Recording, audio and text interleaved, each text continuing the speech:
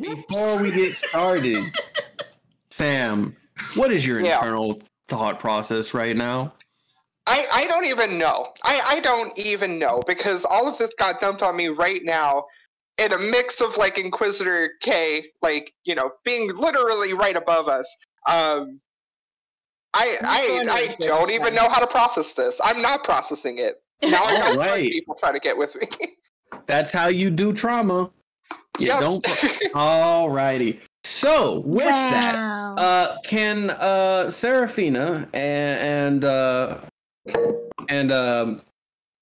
Sam roll for initiative? Yes. All right. I got an 18. I got a 9. Calypso, we'll go and call you because of current scenarios. That's got a night. You said 18? Yes. And then Sam got a 9. You are doing way better than the regular Kuatoa. They're going dead last with a 1. Ooh. Oof. And can everyone else roll for initiative as well? I just need that for future. Oh, shit. Like all of us? Oh, yep, everyone. Oh, just in case. I just love I'm in how passion form. I just love how me and Fran turned to fucking Luke and be like, "Who the fuck are you?" I mean, that is a real interaction. No, yeah. Non-nat 20. 19. 4.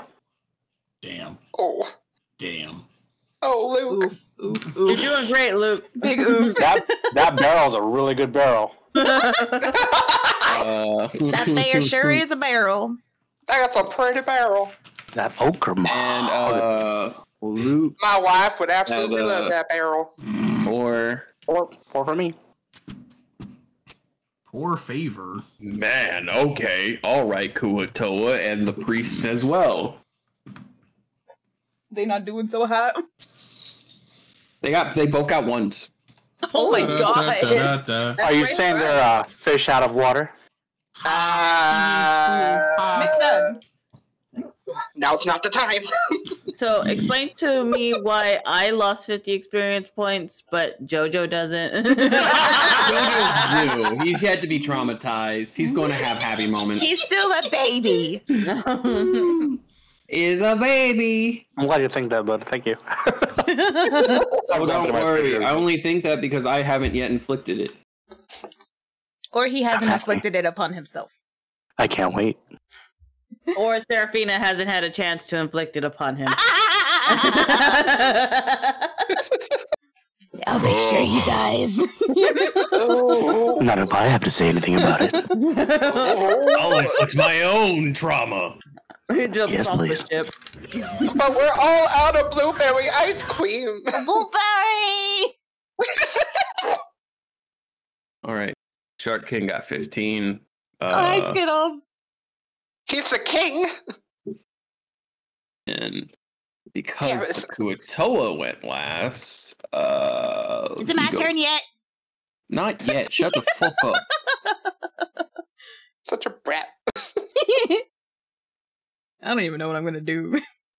I don't know what I'm gonna do either. I'm looking for my shit. I can't sneak anywhere. I can't do rope shit. What does the environment look like right now?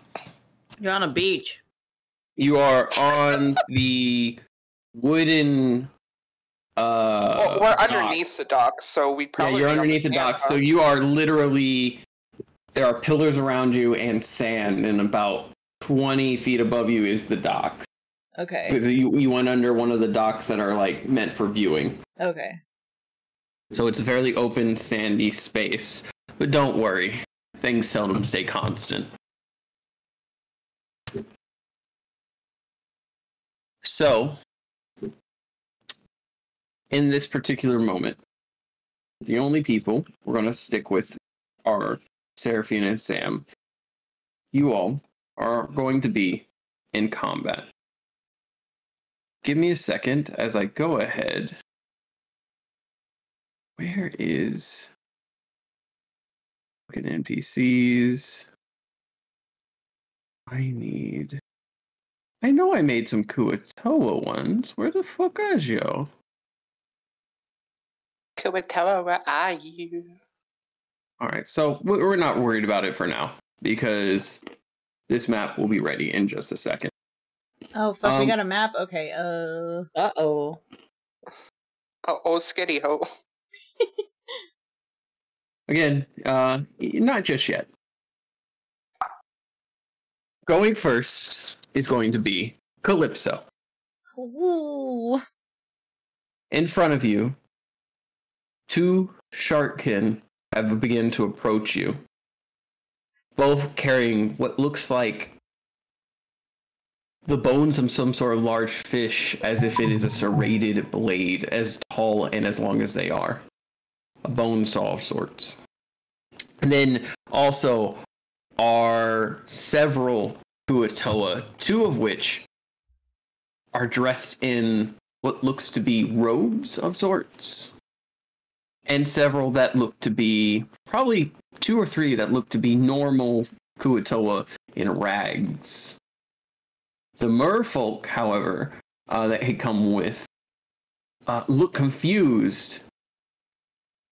And before initiative even starts, are cleaved in half by the white shark with his weapon. Oh. The mer people? Yep.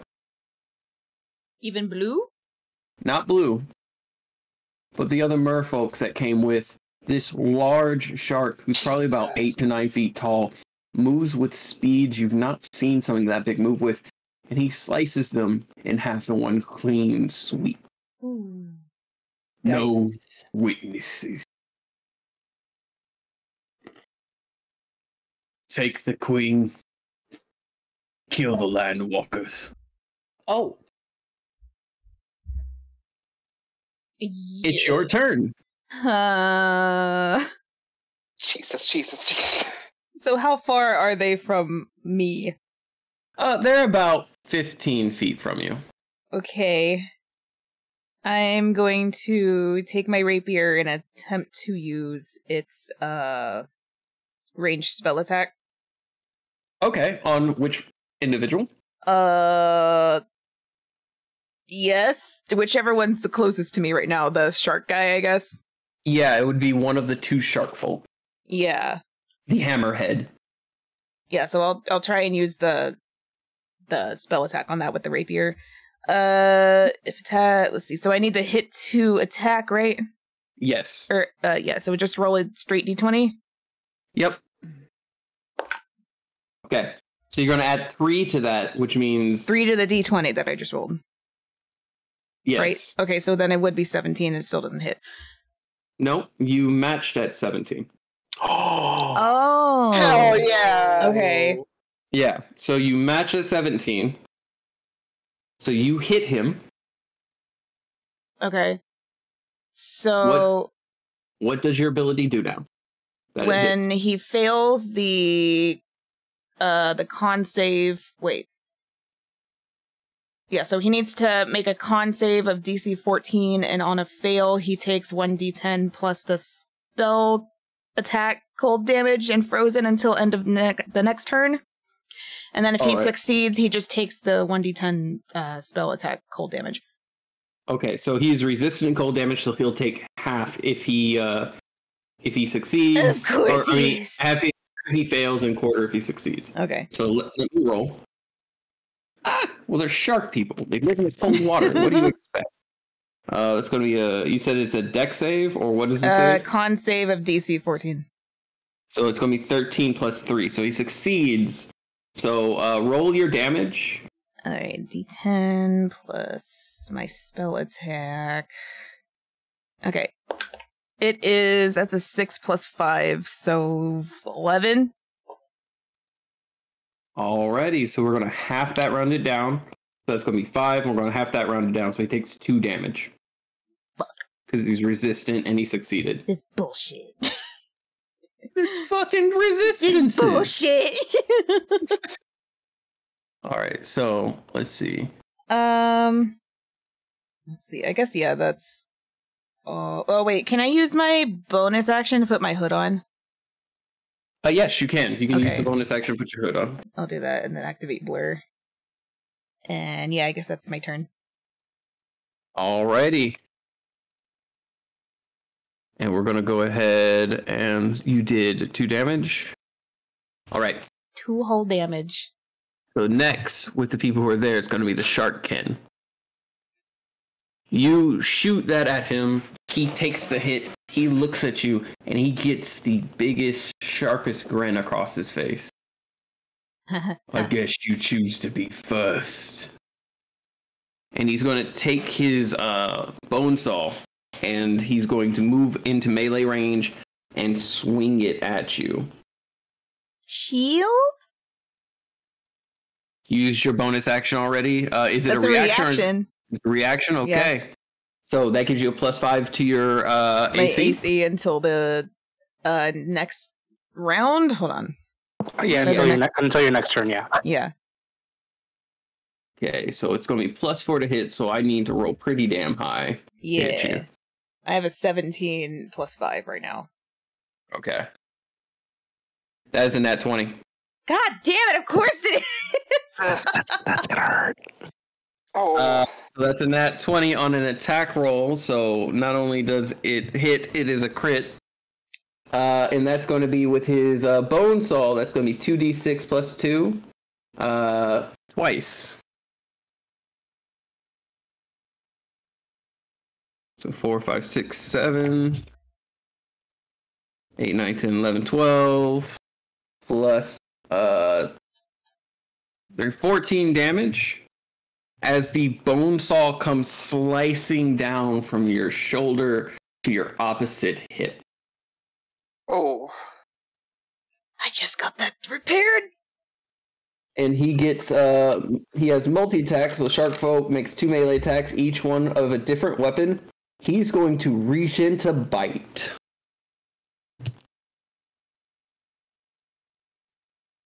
That's going to be a 15 plus 4, so it's going to be a 19.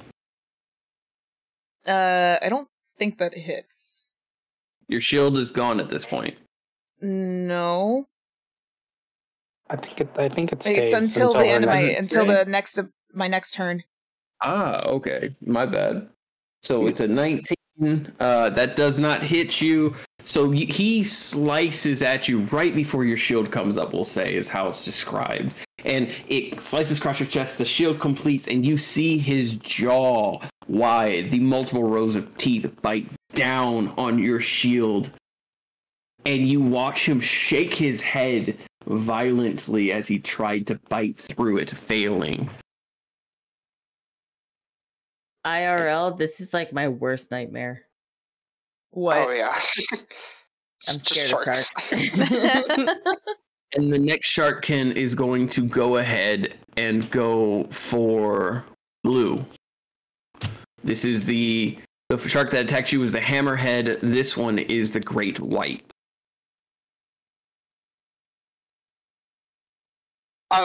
Question: is he moving past us to get to her? You and blue are right next to each other. Okay. Blue Would I has be it- able to use a reaction? Do you have the ability to use reactions to deflect attacks or anything like that? I have an opportunity attack. He's not moving out of range. You're right next to each other. Okay. He's moving into range. Well, I can use a spell. This would be the first time for Sam, but she can use a spell. Oh, that's reaction. right. Is it a spell that you can use as a reaction? I sure can. Alrighty, let me roll to see if it would hit, and then we'll go ahead and declare what your spell is as a way to counter that, alright? Okay. Wouldn't I roll to hit? Or, I mean, you can, but... So what it is he's going in, and he would hit, but you're going to interact with him. You're going to essentially try to counter. So the resolving of it is him first. So he rolled a 12 plus 4 in order to try to bite her, which would hit her because her AC is a 12 to begin with. So he's going to go in. You see his jaw open. What are you doing, Sam, to try to get in the way of that? I'm gonna cast Hellish Rebuke. Let's go. Ooh. Let's fucking go. You have openly stated you've never used these abilities before. You have them, but they're something that you refuse to use for whatever reason. Right. So, But this is as good a time as any. Yep. Go ahead and tell me how Hellish Rebuke functions. I want y'all to read it so you can try to, during combat, try to memorize it yourself. Best way is to application. Okay, you point your finger and a creature that damaged you is momentarily surrounded by hellish flames. The creature must make a dexterity saving throw, which in this case would be a dex save of 14, and would take 3d10 fire damage on a failed save and half as much damage on a successful one. So the problem with this is a creature that damaged you. You have to take damage.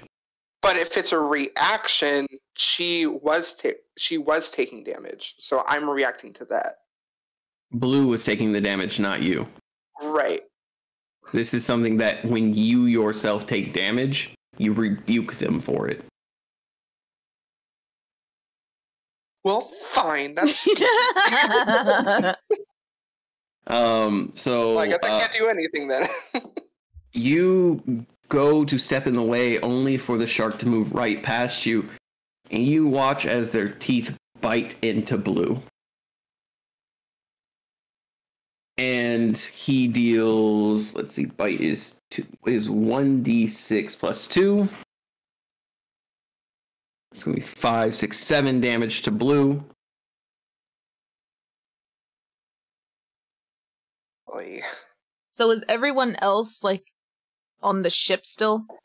Yep, everyone else is on the ship still, Okay. but we will get to that in just a second. Well, I'm just asking how far away that is from us.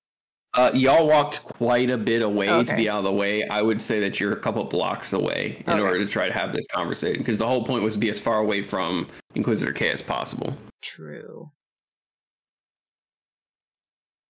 And that was... Alright. Now, when he does this again, he has multi-attack. So what he is going to do is he is going to give you an opportunity attack, because he's going to try to drag her away in his jaws to the water.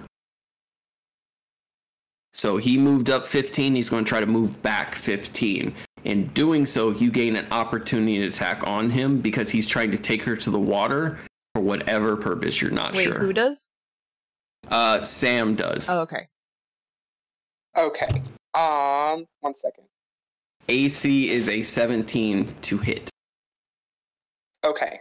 So I am going to use an opportunity attack, and I'm going to use my rapier to stab it into his back.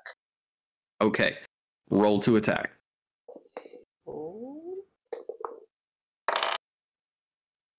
That's a 19. That works. And so, Luke, the way that I work reactions to people trying to leave a space is if your attack lands, you stop that person from moving. Unless there is actually a feat that says you aren't stopped. But it is an optional rule to say that if you're hit, you stop. And I use that optional rule as a way to help encourage people to try to crowd control, if that makes sense. So, you strike him. What is your damage? So I got an 8 for damage plus 3, so that'll be an 11. All right. Yo, okay. So, you do 11 damage to him as a reaction, and he stops the 5 feet away. So, right as soon as he disengages from you, because your rapier is only 5 feet, correct? Yes, the reach is 5 feet. Okay, so he gets hit in that 5-foot range. So he is 5 feet away from you. His teeth is in Blue. It has her grabbed. Let's go ahead and see. He's already tried to use his movement. He used an attack. He's going to try to go ahead and use another attack, which is Sawbone again. And he's going to try to use it on you. Sawbone has a 10-foot range. So he is going to go ahead and try to swing that at you, Sam, for striking him out of a reaction of being pissed. It's not a reaction. It's his multi-attack, but he's pissed. That is a 1. He don't hit me, bitch. You stab him in the fucking back, and he goes, "What the fuck?" and swings, and he just clearly misses. You don't even move. It's like a good 2 feet from you. But you get a nice sight of how big this like cleaver-esque blade is. Again, it looks like it's made. He ballerina spins with that one. He pirouettes. It's so much worse for Blue if that's the case, though. Like, she's just in the jaws, like getting swung around, just like, oh my god. And now she's dizzy. Oh, she's dizzy. She's bleeding out. She's like fucking 5 to 6 feet in the air in this man's mouth, and you're just like, I pirouette. That's what I do. I pirouette. I wanted to be a ballerina, but shark people aren't as agile on land as we are in water. All right. With that, it's going to be Sam's turn right now. So you've burnt your reaction, but it's your turn now. Okay. So is he turned around facing me now? Yes, he's turned around facing you. His cleaver missed you, but he's looking at you now with Blue in his jaws. Okay, so my goal is to get her out of those jaws. So I don't want to use any spells right now because that would hurt her. Let me see. Well, I need only 1 second. Hold on. Well, because like with this, for example, it's like the flames will surround him. So I don't. Yeah. You hear like Sam is thinking about using magic, and you hear Snack's voice in your head. Don't do it. No, magic isn't real. It's all a hoax. You literally have gauntlets that are magic. No. No. Niall was strong in this one.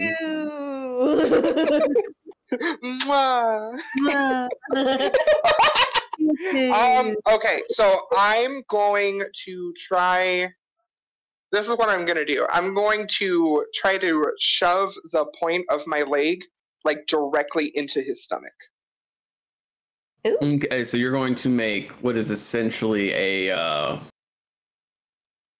this would be a melee attack with your spear leg. Yes. So go ahead and roll to hit. It would essentially be the same as when I said you were treating it as a regular javelin. Okay, hold on. Ooh. That's a nat 20, baby! Let's go! Hey! Nat 20, baby! Let's go, baby! Okay, so it's been a while since I get a nat 20. So how do I? Is damage double on a nat 20? You can choose to roll the dice twice or roll it once and double it. Okay. I think I'm gonna roll it once. I think I'm gonna roll it once and double it. Okay. You can't change that once you make that decision. So once you roll the dice. Understood. Okay. That is 18 damage, baby. Ooh. Yeah. All right. Nicely done. You go ahead, do that. Are you able to do anything else? You turn around and you stab him right in the fucking gut as he's got Blue in his mouth. Now, because you're doing that, I'm going to make him have this isn't in his paper, but I forgot to add it, but I'm going to go ahead and say that anytime he takes damage, he needs to make a strength check to hold her in his mouth. Yeah. Whoever he's grappling. Because obviously they're going to squirm. Mm-hmm. And that's a 3. So he screams out. He screams out in pain and drops Blue into the sand. And you see the blood that for the merfolk is this dark, almost inky green. As she drops to the ground, he shrieks out. And he calls out to you, Sam. You bitch! I'm going to Actually, so I'm actually going to try to grab Blue and move her as far back as I possibly can. I'm just going to use the rest of my movement to do that. Okay, so helping her would use half your movement to help her up. Okay. And then you can use the other half to back away, but the minute you back away, you give him an attack opportunity on both of y'all. Shit. Okay. No, you're a rogue. Disengage. Yes, disengage. That's right. I can't disengage. Okay, yes, I disengage. Do you have your bonus action? Do you have your bonus action? Yes, I don't think she's used it yet. Okay. No, I have not. Okay, so helping someone, you disengage. You wouldn't be able to be hit. You're helping them disengage as well. I will say he gets disadvantage on trying to do any form of opportunity attack on her. Because disengage works for you as an individual, but you're helping her by using your disengage. So we'll say can't attack you, so that gets rid of one attack opportunity. Has disadvantage on her. Okay. That makes sense. That is a 3 plus 5, which is not enough to hit her at her 13 AC. Hell yeah.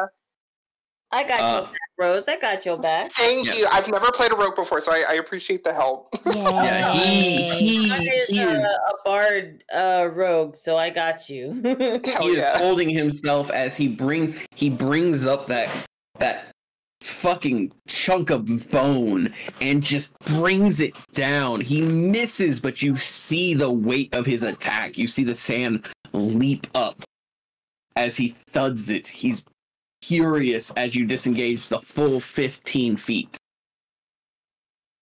And in doing so, are now completely separated from the fight.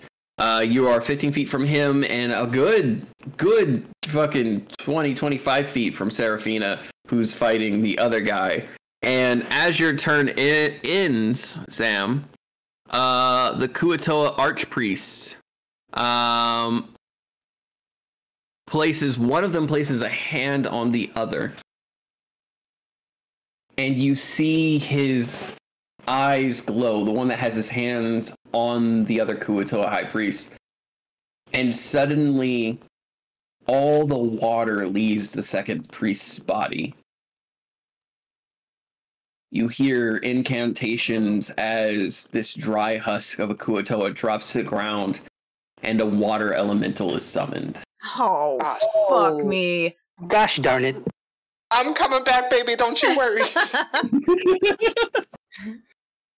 Help is on the way, dear. Just jotting that down that he's entered real quick. And that's going to be...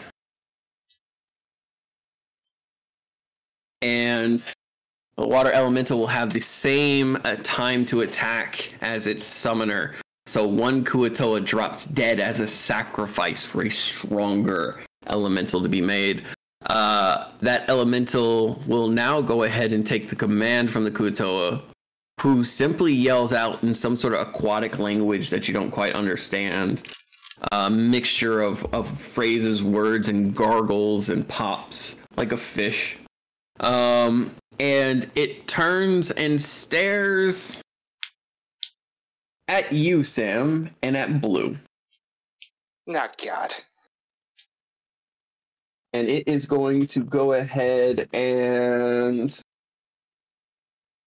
use its multi-attack as it moves towards you. It is going to go ahead and try to use Slam, which is a melee weapon attack, +7 to hit, reaches 5 feet, one target. So he's going to aim that at you because you're the one doing all the damage. So Okay. you watch this water elemental raise its arms and just bring them down. It's going to be 16 +7. Yeah, that hits. And let's see, that's going to be 2d8 +4. It's going to be 6. It's going to be 7, 8, 9, 12, 13, 14, 15, 16, 17 damage. Owie! It is just a wave of water hitting you down. And whelm. Each creature in the elemental space must make a DC 15 strength saving throw. On a failure, Target takes 13 or 2d8 plus 4 bludgeoning damage. So I need to make it. If it is a large or smaller, it also grapple DC 14. Until the grapple ends, the target is restrained and unable to breathe unless it can breathe water. Oh. If the saving throw is successful, the target is pushed out of the elemental space. The element can grapple one large creature or up to 2 medium or small creatures at one time with the ability at the start of each elemental's turn. So we're going to go ahead. It is going to try to essentially swallow you up, Sam. Now, this is some bullshit. Hear me out. You got a sponge in your bag or something? I don't think I got a sponge. We're all wishing for those Minecraft sponges, the ones that suck up half a room's worth of water. So the elemental makes a DC 15 strength saving. Each creature makes a DC 15 strength saving throw. So when he slams down on you, you have to make a DC 15. Okay, so do that now. Yep, it's a strength saving throw, so you're add your strength modifier. Ah, shit. I am not a strong girl. I'm not a strong girl. That's a -1. Oh, maybe you don't. Oh. Like, it's okay. You get 16, you're good. Oh, God. Hold on. Any of us strong? That's a 16! That's a 16! Let's go! So you... Okay, thank God! So you take half of the damage, and you you essentially get pushed back 5 feet. So you are pushed 5 feet away from blue, but you only take half damage, which is 2d8 plus 4. 7, 8, 9, 10, 11, 12, 13, 14, 15, 16, and half of that is going to be 8. Take 8 damage. Okay. And then we have the random-ass Kuatoa, who are kind of the grunts. And do you remember grunts from, like, Halo? Oh my God. I love them. You have, like, 4 of these guys running towards you guys. Hands up in the air. For the church. They're going to make attacks at you. They're very simple. I watered them down because they're filler. So I'm gonna roll 4 d20s just for shits and giggles, so they each get their own little roll. You know, they're special boys. These special boys. Two each. You know. We got 1 nat 20 and 2 2s and a 3. Wow. So one of them's doing really good. So one of them got a nat 20? Is that what you said? Yeah. I'm sorry. Yeah. One of them got a nat 20, and we got 2 2s and like a 3. Okay. Yeah, so like Sam, 2 of them going after you because it's the 2 lighter colors that were going after you. Miss their ass. They're just Kuatoa. Yeah, they swing at you with their spears and completely miss. One of them swings at Seraphina or Calypso and completely misses, and you're laughing like that when suddenly you get stabbed in the fucking back. Just punch the motherfucker. I just repaired my body, you fucks! And that's gonna be 2d4. So 1. 2d4? That's a 3. So I'm gonna go ahead and double that. So it's gonna be 4. It's gonna be 8 damage. Wait, why is it doubled? Because he nat 20'd. Oh, I thought that would hit Sam. Never mind. No. The 2 that went after Sam whiffed it terribly. Okay. Despite literally having elemental on their side, they whiffed it terribly. You have a force in nature helping you. How do you fuck that up? They found a way. They found a way. On a scale of 1 to 10, how y'all feeling? Owie. Owie. Do you physically look like you're hurting? Shut up, Fran. You physically look like you're hurting. Do you look like you're gonna lose this possibly? No. I'm still pretty decent. I mean, health-wise, I'm fine. But this is a lot of bitches coming up from that water. Okay. This is at the end of the turn. Isn't? No, this is the end of the turn. As we go up to the top, At the top of the initiative, you hear someone walking up beside you, Seraphina. Uh-oh. Are you friends of Fran? Huh? Oh, no. You look beside you and you see a blonde-haired, blue-eyed individual. Now Clad in is- golden armor. Do I recognize him? You do. I'm going to immediately be like, now is not the fucking time! Oh my Are God. you or are you not allied with Fran? Does Sam hear this? Yes. She's gonna say yes.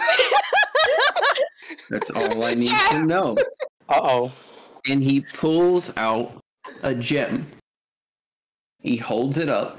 And he's going to use his entire turn. Mass teleport. Oh, No. And the gem shatters. And a sigil arises below you in the sand. The wind begins to turn, and the elemental looks into the circle as he is halfway in it. And suddenly, you're not on the beach anymore. And suddenly, everyone on the ship isn't alone anymore. Oh. He brought everything with You are all on the ship. As the red gem in his hand turns to dust. And he stands beside Fran. And Fran's like, okay. Long time no see, Fran. How are you doing? Are those I'm sharks? good. Yeah, are those sharks? They're sharks. They're sharks. Get them. Got him? Are we fighting? Yes, we're allies. fighting! Sorry. Yes, we're fighting. And he points to Sam and Seraphina, to Calypso. Are those two friends? They are. Allies? Yes. Enough said. And he's going to go ahead, use his bonus action to pull out another gem. I'm not done yet. Oh. And he crushes the gem, and he gains a turn. Oh, Oh, we like shit. that. We like that. He's going to go ahead and use as many smites as he can on the elemental. Oh, he can stack smite. Oh my god. God Holy damn! shit. Oh, this is such a beautiful moment. He nat 20. Let's fucking go! I think I just jizzed a little bit. Oh God. Okay. I don't have enough dice. Yeah, you Oh, don't. You don't. Shit. Kill it. Just say it's dead. That's- It's fine. D8. He's gotta have the satisfaction back! I want to roll, okay? I don't get. I'm the demon. I Satisfaction of a would fistful roll. of dice! I'm the captain now. Okay, so that's gonna be an 8. That's a 1. That's a 4. So that's 8, 9, 10, 11, 12, 13. That's gonna be an 8. So it's 14, 15, 16, 17, 18, 19, 20, 21, 22. Jesus. We're gonna double that. So that's 44. Yep. Now the D6s. Yep. 5, 6, 7, 8, 9, 10, 11, 12, 13, 14. We're going to double the 14. So that's going to be 28 plus 20 plus 44. Fucking damn it! 74? 74. That is roughly 74. And then we do his regular attack because he gets to add a D8 because of his class. Oh my That's God. going to be an extra 3. So that's 74, 75, 76, 77. And then he goes ahead and adds his regular attack damage with his glaive. Fuck Yeah, this yeah, guy! Just cause. That's going to be, what was it? It was like 78? Dead, just say it's dead! Just say he's dead. He 9, evaporated. It hasn't learned yet! it's not dead, but it's down to 14 health. Fucking He's dead! Did the Inquisitor K go to melee range? Yeah, he got up in melee range. That's all I needed to know. Alrighty. He got up into melee range and he did over 80 damage in one turn. Woof. God damn. And he looks to Fran. Next, as Fran is nat 20, top the round. Took my DM, spot. real quick. Does my daddy get a turn? Your dad got left behind Oh, because he was the furthest away from everyone. Oh, but Blue is on the ship, right? Blue's on the ship. Blue's on the ship, Okay. bleeding on the ship. So literally everybody else except my dad. Yeah. Oh my god, this is the second I time can we've tell you left right him now, he is not behind. happy. Oh no. Oh, excuse me. Anyway. I am going to if it only needs like 15 more health, then all they have to do is just hit it once. Just Yeah, hit it those. literally looks like it's barely holding itself together.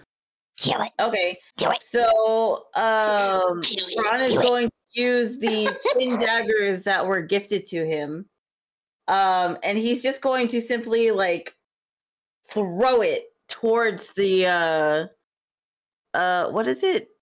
The elemental? The elemental. The elemental. Yeah, he's gonna throw it towards the elemental and he's going to strike it with the twin daggers that were gifted to him for his apprenticeship. Okay.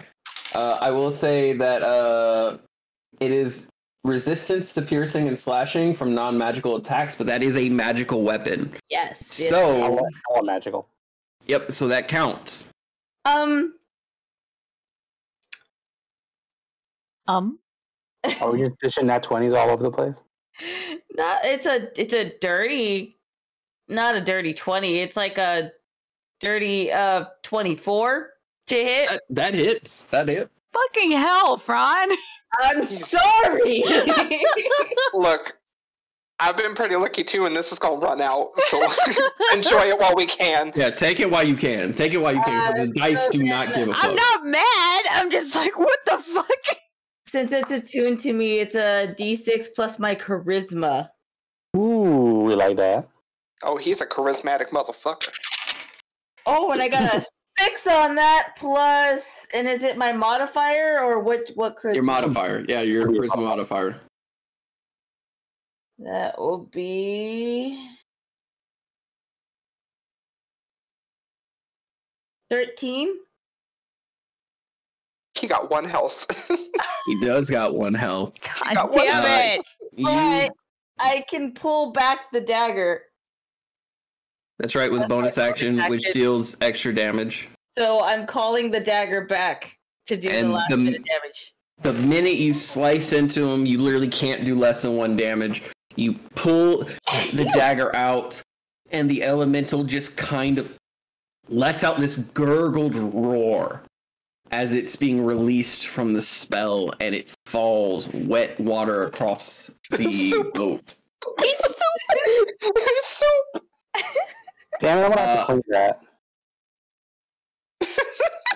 Oh, well, that's what mops are for. If y'all want to go ahead and see what is going on, I can share my screen, or we can keep doing this Theater of the Mind. I'm fine with Theater of the Mind. Okay. It'll help me if I have the map, so we're good there. So the elemental drops. And here's the thing. When Kay smited this creature, it was as if a lightning bolt struck down on it. And then you see the double daggers that come from Fran attacking. And here's the thing. When Kay did that attack, he stepped to the side, knowing it was Fran's opportunity. It is very obvious to anyone watching, these two have worked together.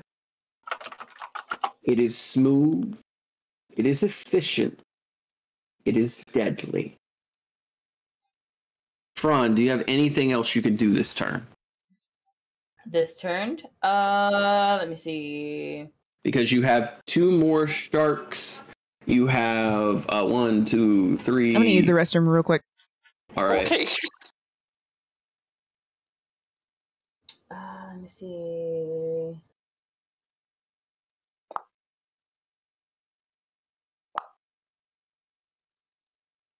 As of right now, the only thing I'm going to do is... No, I think that's it. I think that's all I can do right now. Because it's a bonus action for me to call it back. So I used up my bonus action and I used up my action. Alrighty. Next up is Gragnar. Suddenly, there is a... Wait, what?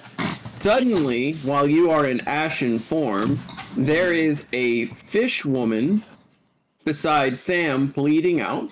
There, and Sam seems to be looking after her. There are a bunch of fucking weird-looking, literally fish-headed men, 2 shark dudes, and one of the fish-headed men looks like he's dressed in robes, fancy robes. And Inquisitor K just worked in tandem with Fran to kill an elemental that came out of nowhere, which just looks like a giant tornado of water. What I missed? It's my It's turn. Ragnar's I don't turn. know what to do.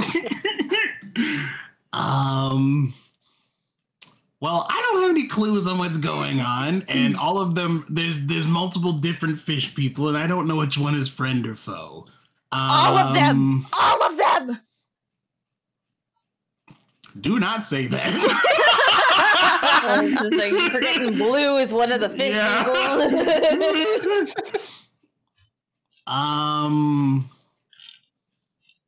Fuck. I'll be honest, I forgot about Blue. Hey!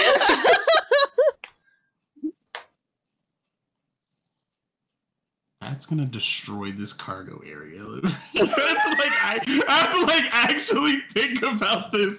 Remember, you can change your elemental damage now. Yeah, that's not the problem. It's the collateral. I got shield. Yeah. It's fine.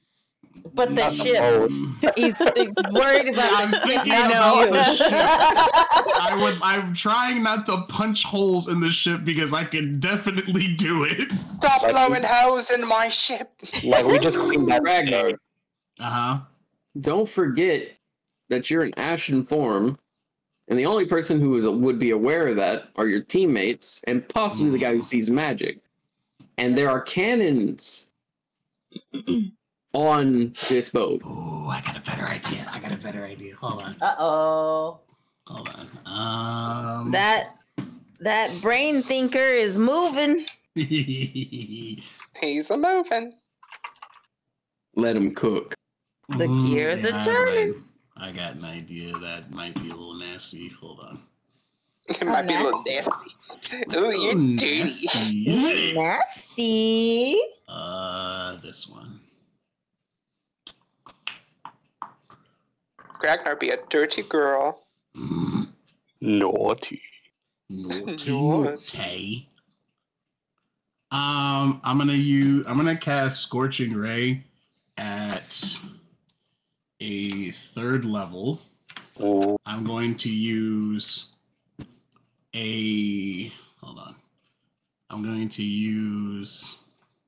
obviously I'm dropping Ashen Form. I'm dropping Ashen Form, activating Mantle of Flame as I fall out of Ashen Form. Using a single sorcery point to change the damage from fire to lightning. Nice. No. Nice. So, and then we attack. Yeah! I'm gonna just attack one of the shark ones because I'm just They going big to and assume. scary. Yeah, so that is 4 attacks. Ooh, let's go.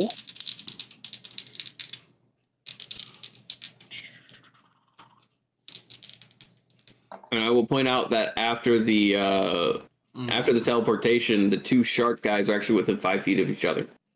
Okay, cool. There's 2 sharks. I'm just going to attack both of them. God damn, those rolls sucked ass. No. I'm pretty sure those do not hit.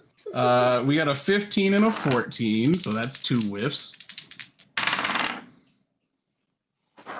Yeah, I'm pretty sure none of those hit. We got a 15. We got a 15, a 14. I got a 8, and then I got a 16. No, you need a 17 to hit the sharks. What'd your spell attack bonus? +5. I rolled really bad on all of my Oh, rolls. gotcha. Yeah.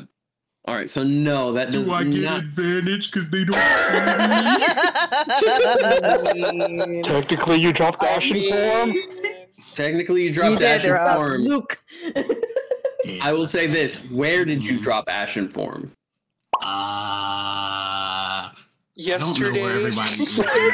don't know where everybody is in relation. Would you say you dropped ashen form behind them? Sure. Okay, in the future, I am not going to be this nice. Roll with advantage. Hell yeah. Thanks, Even dear. worse. Yeah. Yes. Not 20 on 1. Let's go. Which one do you want to do damage to, the hammerhead or the great white? Hammerhead. Alrighty, so roll your damage and double it. Literally one hit. One's enough. 12 damage. It's lightning. Nice. All right, they are weak against lightning, so we're gonna double that again. Well, I shocked the hammerhead for 24 then. All right. Ooh. Question. Yes. The hammerhead was the one who attacked Seraphina, correct? Yes, the hammerhead attacks Seraphina while the great white attack Sam. Sam. Is the hammerhead still in melee range of Seraphina? Good So question. yes, the hammerhead still is in melee range of Seraphina. All I need to know. Oh, Luke got plans. He's thinking. Oh He's shit, a I can thinking kind of finally guy. use this ability. That's why I hired him. That's not why you hired him. All You right. hired him because he fell from the sky and broke Nobody his knows ribs that on your fun. boat. Calypso, it is your That's turn. a fair Oh, boy. assessment. So what's going on around me? What's near me? This is the So, Calypso, you and Sam are right next to each other. Garum is now right next to Sam with 2 Kuatoa next to him. There's 2 sharks in front of you, and Gragnar is right behind the 2 sharks. and Sam's like right next to me. Yep, right next to you within 5 feet. Okay. I am going to use my bonus action to activate my wings Beautiful. and fly up, I guess, I don't know, enough to where they can't reach me from melee.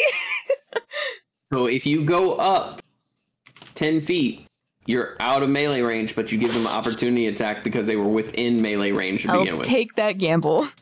Okay, so he's going to try to make an attack on you of opportunity. Mm-hmm.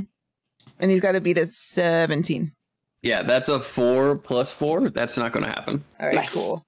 He goes to swing at you with his teeth. He goes, ah, and misses, looking Just like a shark leaping out of water. He's like, Bubby, you guys. What scares you is the fact that this dude is about 8 feet tall. So once you go about 10 feet above him, you're 20 feet in the air. He leaps that. He almost gets you with that. Like, he nips you at your toes a little bit. Oh, he's like Ash. What do you want to do? What do you want to do? So the hammerhead just attacked attack of opportunity, and then the other shark is next to him too, Yes. and Gragnar's right behind him. Yep. Well, I was going to use that, but that might hit Gragnar. I'm small, you might miss.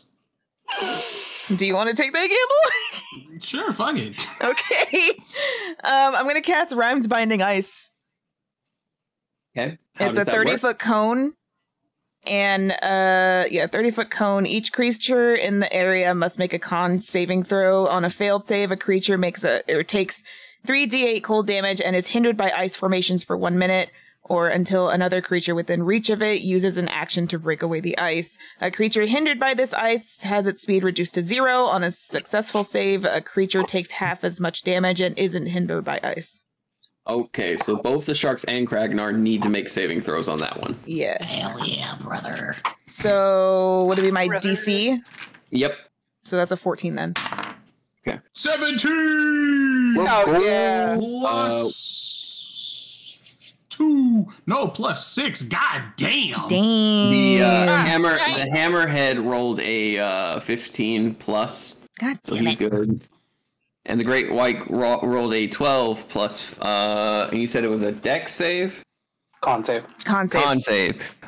So that's going to be a 15 as well for after he rolls. Choco. So they both make it, but they take the damage.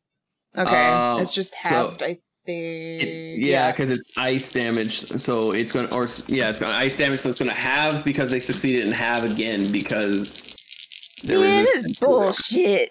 Alright, well, it's a 10 damage total, so So I ain't gonna 5 do then shit. 2 again.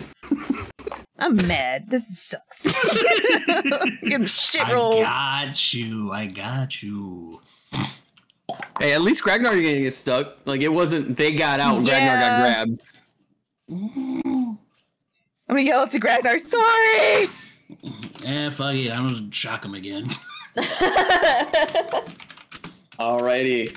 Is that the end of your turn? I think. Just trying to double check.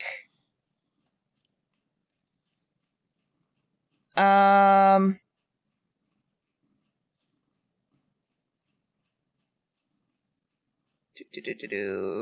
know what? Yeah, I think. Yeah, we'll say that's my turn for now. So what you fly up into the air, you strike down with this cone of ice and wind. Ragnar and the two sharks sit there and bear it. Ragnar is basically safe because these dudes are just brick walls in front of him. You know, he feels a slight gust of wind. He's like, oh, that's kind of nice.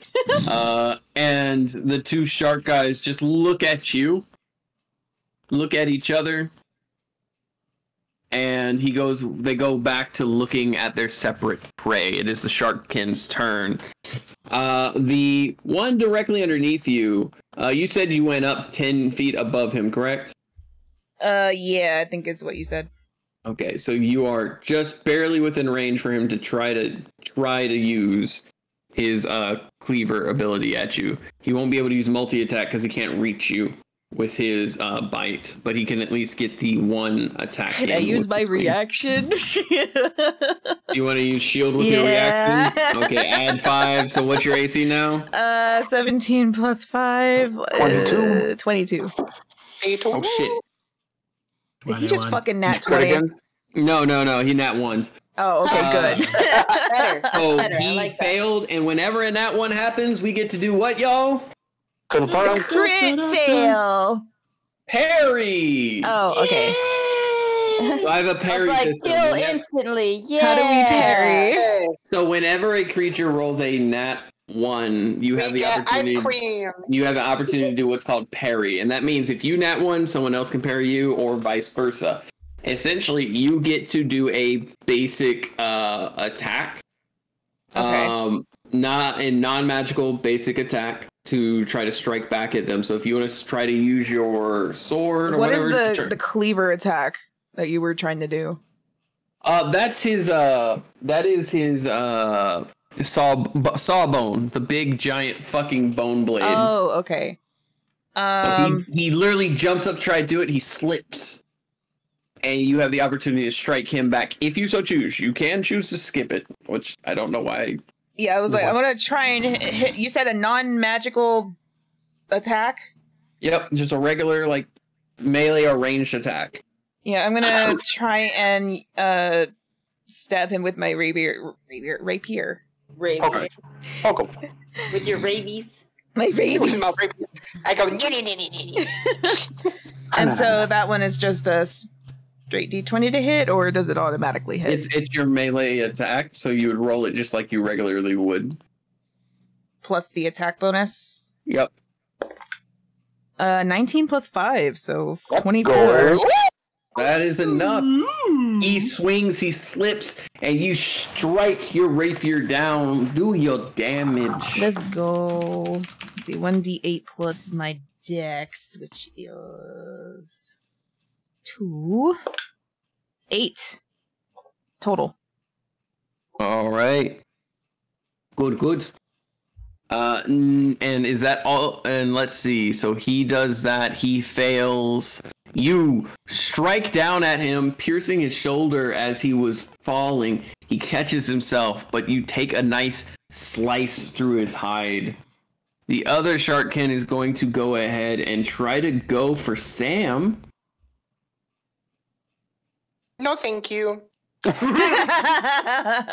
thanks. And that's going to be a 9 plus. Again, he's going to try to do his multi-attack, so he's going to actually try to sawbone you. It's going to be 9 plus 4, which means 13. Does that hit? That does not hit. Ooh. All right. Now he's going to try to do the bite, which is going to be a 10 plus 4, which is 14. Ow. That also does not hit. All right, so he slams that bone down in front of you, tries to leap at you to bite, and misses. But you can hear that snap, the strength behind that bite. Ooh. You missed me, you buck-tooth bitch. Next is Sam, and Garum actually rolled the same as you, so you both go technically at the same time. Oh, that's so romantic. Sam, you go first, and then Garum will go next. Team attack. Okay, so I actually want to take my first move to pull out a health potion for Blue. Okay, so you can do that. It's actually a bonus action to use a potion on yourself or others. In my campaign, I will do that. Luke, in this campaign, I allow those to be bonus actions because I feel like the cost for it is a bit steep when you're in combat. Yeah. When you're taking action, yeah. Yeah. To lose an action to gain what you could possibly lose the next turn is just kind of iffy to me. So you are giving them a health potion. Do you know which health potion you're whipping out? I'm going to use my greater health potion. Nice. Okay. So greater health potion, if I remember correctly. Give me a second.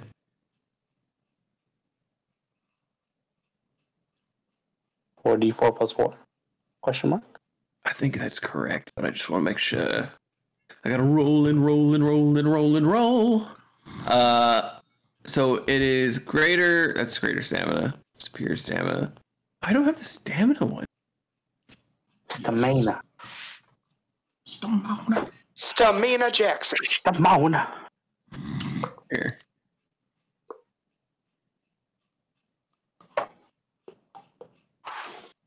It is 4d4 plus 4. Yes. Nice. So you go ahead and roll that and heal her that much. Let me know how much that is. You said 4d4 plus 4? Yep. Okay, hold on. It's going to take a minute because I only got 1d4.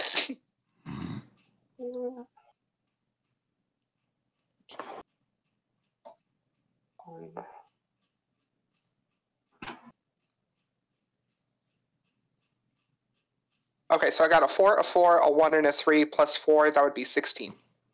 Nice. All right.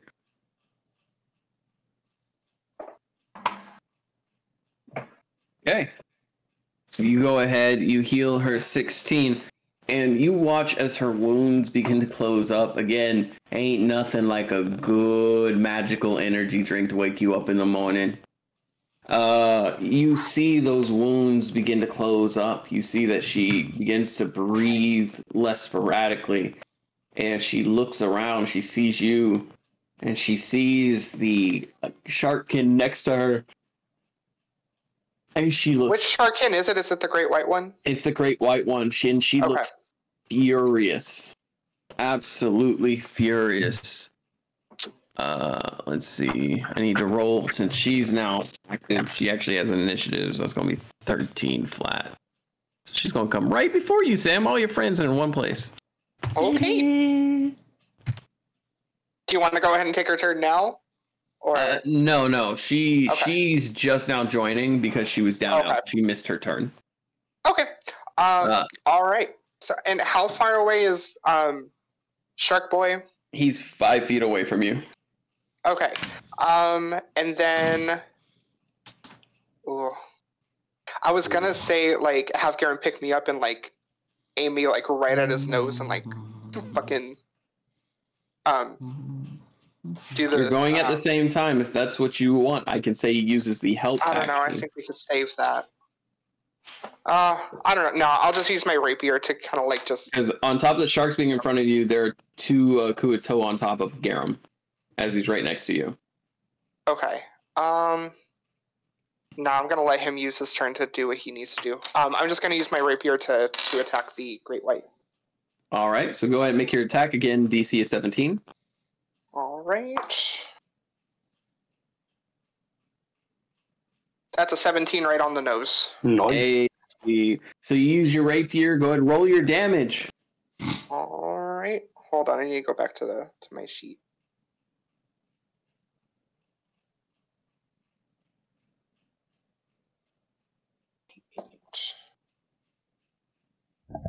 Jojo, the fucking gif you posted. He tried his best. That is 9 damage. All right. You do 9 damage to him. And then I'm going to... And he's looking right at me, right? Yeah, he's looking directly at you. You went and you sliced him as he's looking directly at you across his face, and he's just glaring. Okay. Now that'll be the end of my turn. That's really all I can do. All right. Next will be Garum. He's going to take the opportunity to do his multi-attack, which allows him to go ahead and use his firearms twice. Go, Daddy, go. And he has his... Oh, you call him Daddy too?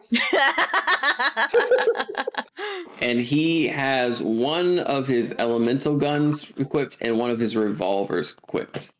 So he's going to go ahead and roll one attack on the Kuo-toa each in front of him. That's my menses. And that's going to be a 12 plus 4, so that's going to be 16, which hits. And that's going to be a 3 plus 4, or 3 plus 5. That does not hit. So the Kuo-toa to his left, opposite of you, he lifts up the elemental gun, he aims, he fires, he shoots it in the goddamn face. And he's going to roll his damage, and it is going to be radiant damage. Because that's what he had loaded. He wasn't expecting all this shit. What happened? What is Jojo laughing at? The chat? Oh. I just noticed it. And he deals 12 damage to the lower Kuo-toa. And the second shot he aims in front of him misses with the revolver. And he is going to go ahead and burn... What was the thing that gave fighters back their Action surge. Yeah. Action surge. Yes, he's going to burn his action surge so he can attack again. Because I'm sitting here, I'm like scrolling through his thing. I'm like, I know he has. He's a fighter right now. I forgot I had action surge. I'm stupid. Oh, no. It's okay, that's why we're doing this. The practice. Yep, that's why we're doing bad this. at combat. It's gonna be 18 plus, so he hits him again. He takes that revolver, he aims it at the first one he shot the first time, and he hits it directly in the face again. So it's 2 shots directly to the head of this Kuo-toa. Ooh. And it's 4 damage, which is more than enough because the regular Kuo-toa only have 15 health. Wow. And you see the first shot hit, the second shot missed, the third shot hits, and it has no head. Oh. And it just drops to the ground. And he just growls in this deep guttural tone. Today was supposed to be a day to fucking mourn.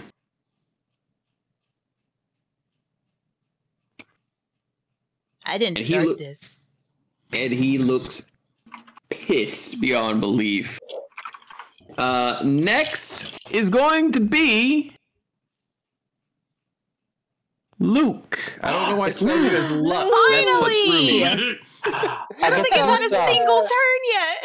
Question: how far is the Shark Boys from me? So, Luke, you were technically by Garum. So we'll say that the Shark Boys are... So you have a Kuatoa who is dead. He just dropped dead. And then 5 feet in... So 5 feet in front of you, that block right in front of you, dead Kuatoa. Okay. Then the 10-foot and 15-foot space is Shark Heads. Sweet. Which one looks more near death? As close as possible. That would actually be the Hammerhead. The one that I hit? Yeah, he looks a little fucked up. From my understanding, both Seraphina and Sam were next to each other. Sam and then the Sharks were next to each other, both at melee range of Sam and I'm Seraphina, up in the air. Correct? Well, now you are, yes. Yes. So, essentially, the shark that is more fucked up is actually the furthest one from you. How far? 15? 15 feet. That's more than enough. Can I get into a flanking range diagonally of Captain Sam? You can, but in doing so, you'd be getting out of the way of the one Kuatoa who's still alive. So he would get an attack of opportunity. I'll take those chances. Captain. Okay. Ooh. All right, so Kuatoa's going to take the attack of opportunity. What's your AC? 16, please. He got a 19 on the roll. Oh. Nothing I can't handle. So he's going to go ahead and swing at you with his spear, which is 2d6. Mm-hmm. 6, 7, 8, plus 2, 9, 10. So he deals 10 damage to you, slashing your back as you go to run away. You are able to get within flanking distance, technically, because what it does is it stops you from going the full distance. You're able to go 5 feet, but you're still within flanking distance. Which means I get advantage with my attack. Alrighty. So I'm going to use my ability called Great Weapon Master, which means I can minus 5 attack. Oh. We can add plus 10 damage. You do what damage? I'm sorry? I lose minus 5 attack, but I get 10 damage. plus 10 damage, yeah. So when you roll, subtract 5 from the roll rather than adding it. Yep. And I'll be using the sword gifted to me by Ellie, which is a plus 2 sword. So I will be minusing 5, but it's still at a plus 3. Damn. Plus 2. It's a plus 2, right? Well, yeah. My proficiency is 3 plus 3. Oh, okay, yeah, you're right. Sorry. So 19 plus 3 is 22. All right, that hits. And because of my improved critical, All right, so you're going. Do you want to roll all the dice, or do you want to double what you roll once? I will roll all the dice. So 4d6. Roll. It's actually 4d6 plus 15. So I rolled a 4, a 4, a 1, and a 1, and I get to re-roll 1s and 2s. Yep. Ooh. Damn! What the fuck is this, Warhammer? The new roll is now 4, 4, and 5. That's 17 plus 15 is 32 damage. God damn! Yeah, so Luke is a crit-based fighter. His whole purpose is to roll crits and then re-roll his ones. Damn! We were just talking about how we like fighters like that. How dare you surprise me with something like this? Yeah. So you did how much damage? 32. 32. God damn! I'm gonna stare at JoJo and be like, I like him. Alrighty. He's still alive. These guys are pretty beefy. But he's not looking too great. Cool, because I have a second attack. Oh shit! Nat 20. Oh, fucking hell! Oh. All right. Oh god! Which I think I dice are you just using? I have to know. You need me to prove right it? now. Should I turn my camera on just so I'm not like? Nope. No, I trust my players. Jojo, which dice are you using? Right now I'm next to Sam and Serafina. So Let's go. Oh. re-roll my 1. So 6, 6, 5, 4. Of 12, 17, 21 plus 15, 36. Shit. Fuck. Oh He my did. god.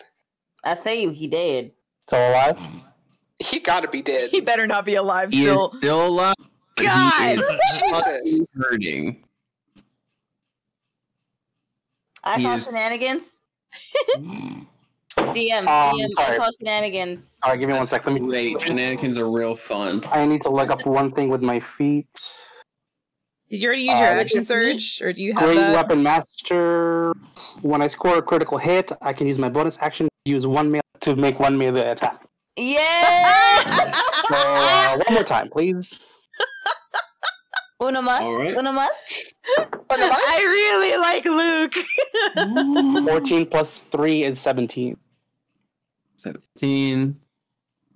Hit. That hits. Rose. Oh, fuck yeah! 17 is right on the dice. 5 plus 3 is 8, plus 15 is 20, You say 20? 23. Fucking hell. And that is enough. At 150 HP, you go over by 4 points. Fuck. Jesus. And you go ahead, you slice, you dice, you marinate, you cut down the hammerhead shark. So, Lestria, are you sure you want to kill off Jojo, or? No, How I much wasn't- movement I did I wasn't serious expend? about that. You expended 5 feet, but you don't get to move anymore because the attack of opportunity hits you.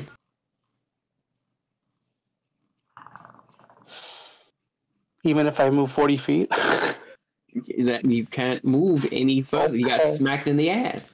Okay. He spanked your booty. You got your booty. Kuato was like, nice ass, boy! Then I will end my turn. It's like, I'm a warrior.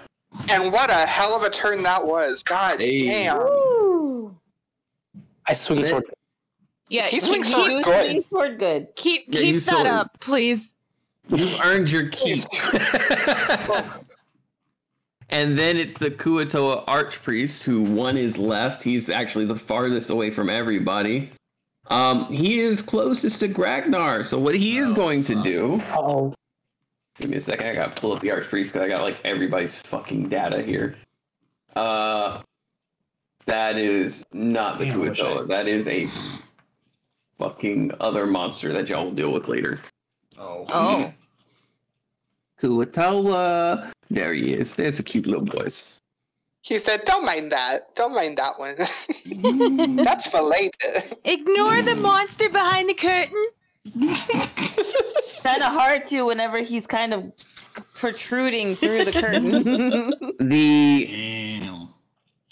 The Kuatoa Archpriest is going to look at the sharkkin that just dropped dead, and he's going to let out a cry, a wail, as water leaves his tears roll down his face, and he's going to cast Mass Cure Wounds at 5th level. Fuck. Oh. Damn. Wait, I have counterspell. Can I use that?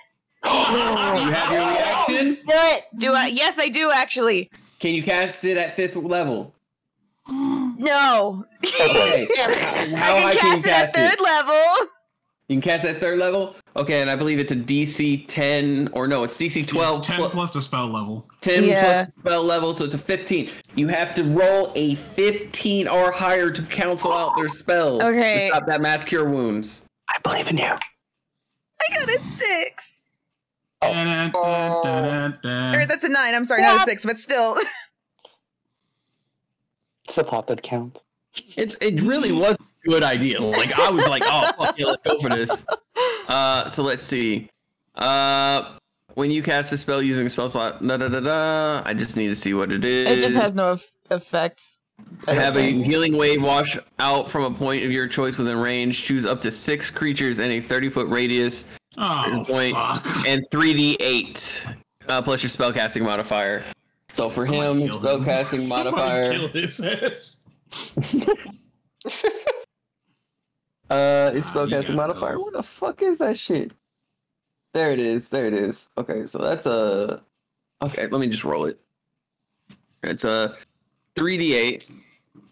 That's 3. 7, so 3, 4, 5, 6, 7, 8, 9, 10.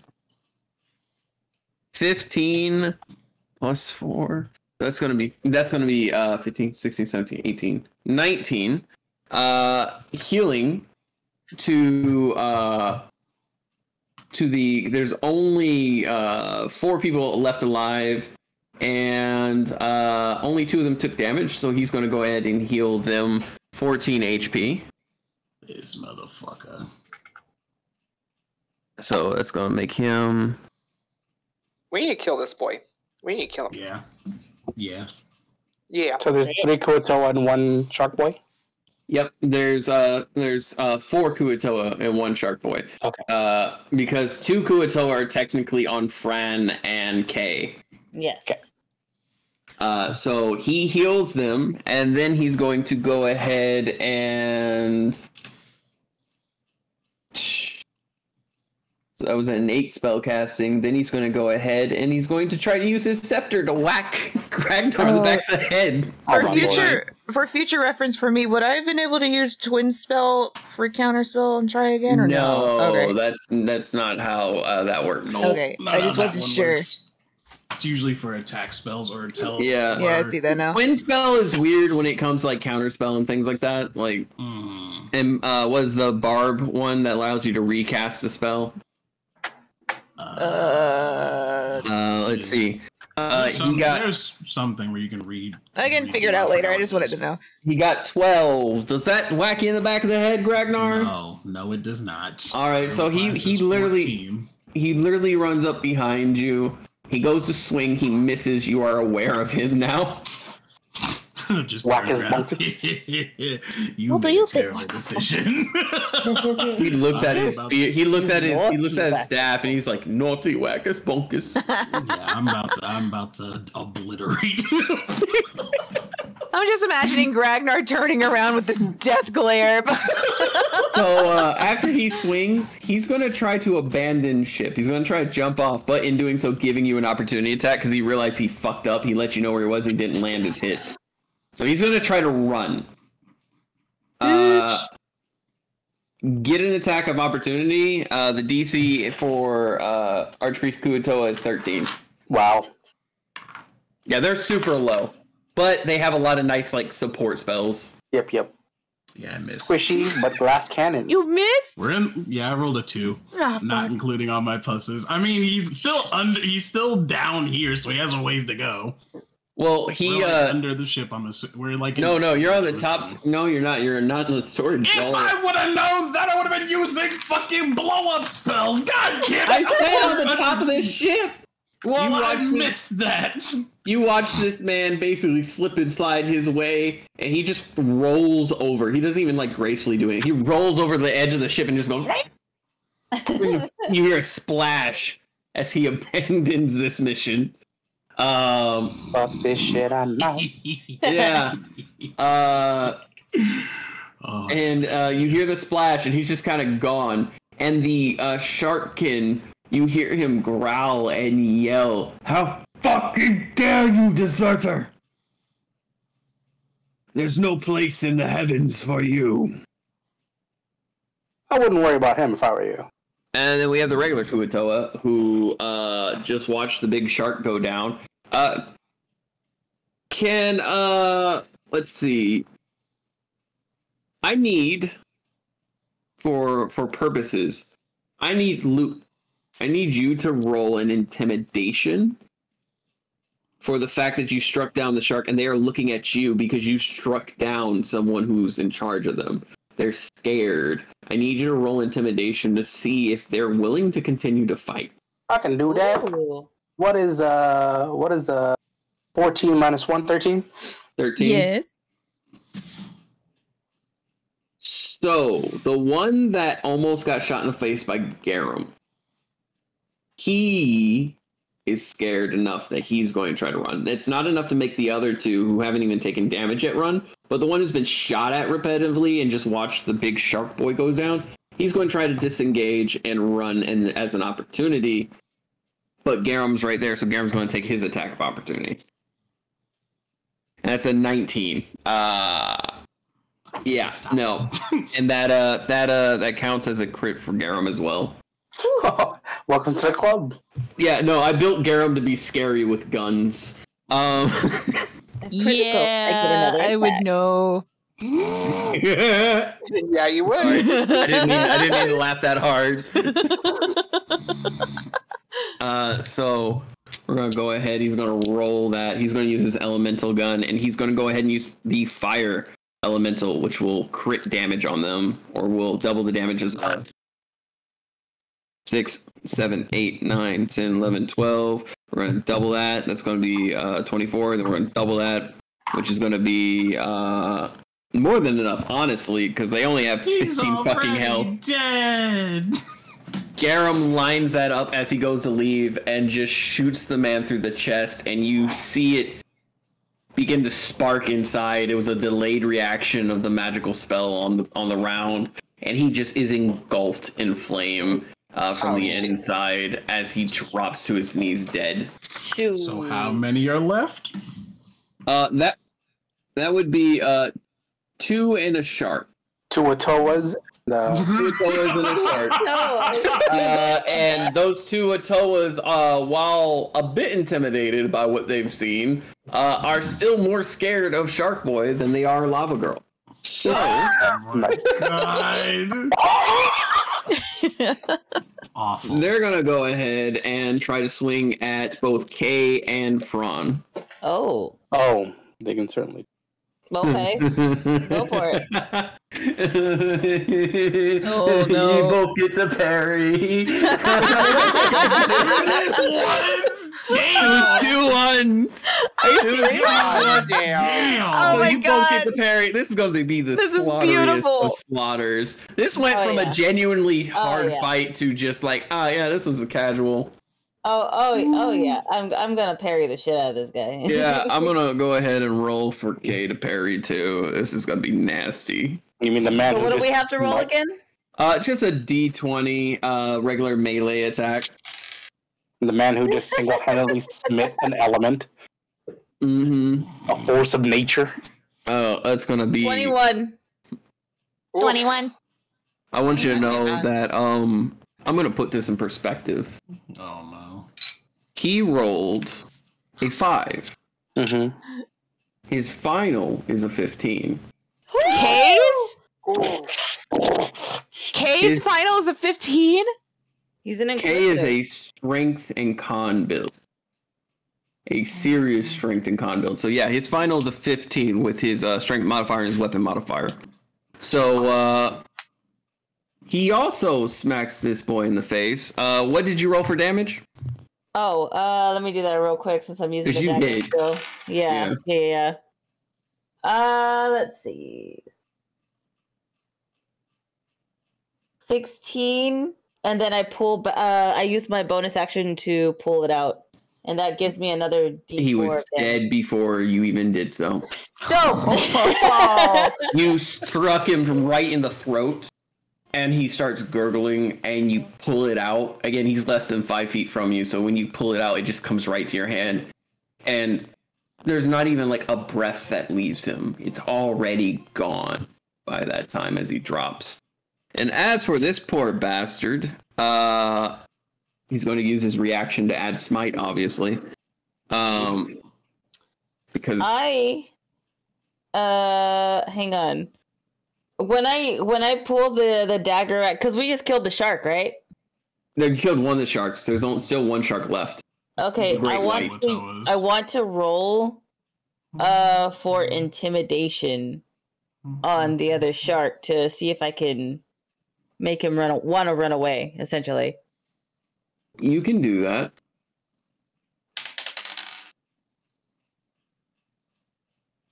That is a 23. Okay. He is immune to fear. Oh. Well, this is intimidation. I'm not using fear. Yeah, I'm sorry. He's immune to fear and intimidation as part of his. He smells blood. So one of the things about his ability is once he smells blood, he doesn't want to disengage. Gotcha. Sharks. He has a heightened sense of Bloodless. Yeah. Yeah. Okay. How the fuck do I roll all ones? That's amazing. At least I get to roll fucking again. Okay, that's fucking better. That's still enough to kill a motherfucker, but like I'm still upset with 3 ones.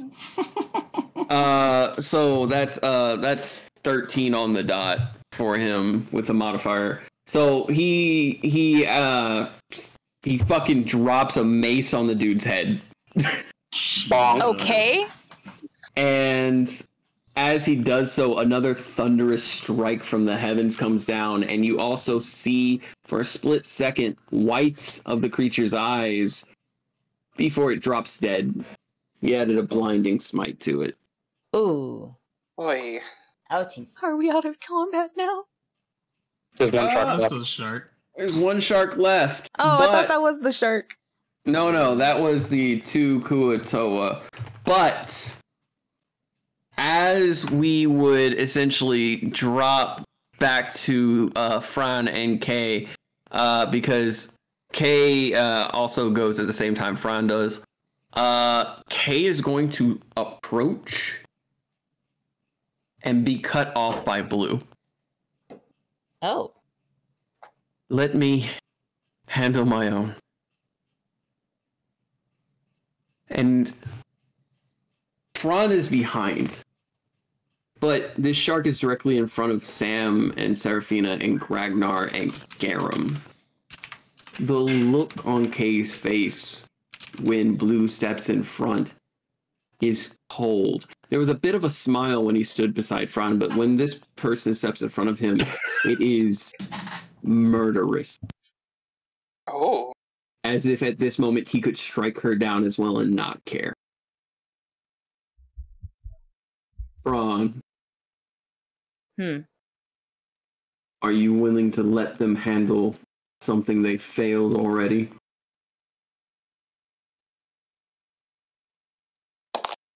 And he's gonna look at Sam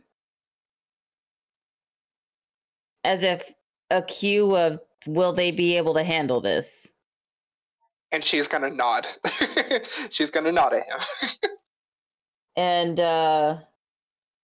to play it off, Fran is going to cross his arms and lean back towards Kay and just say,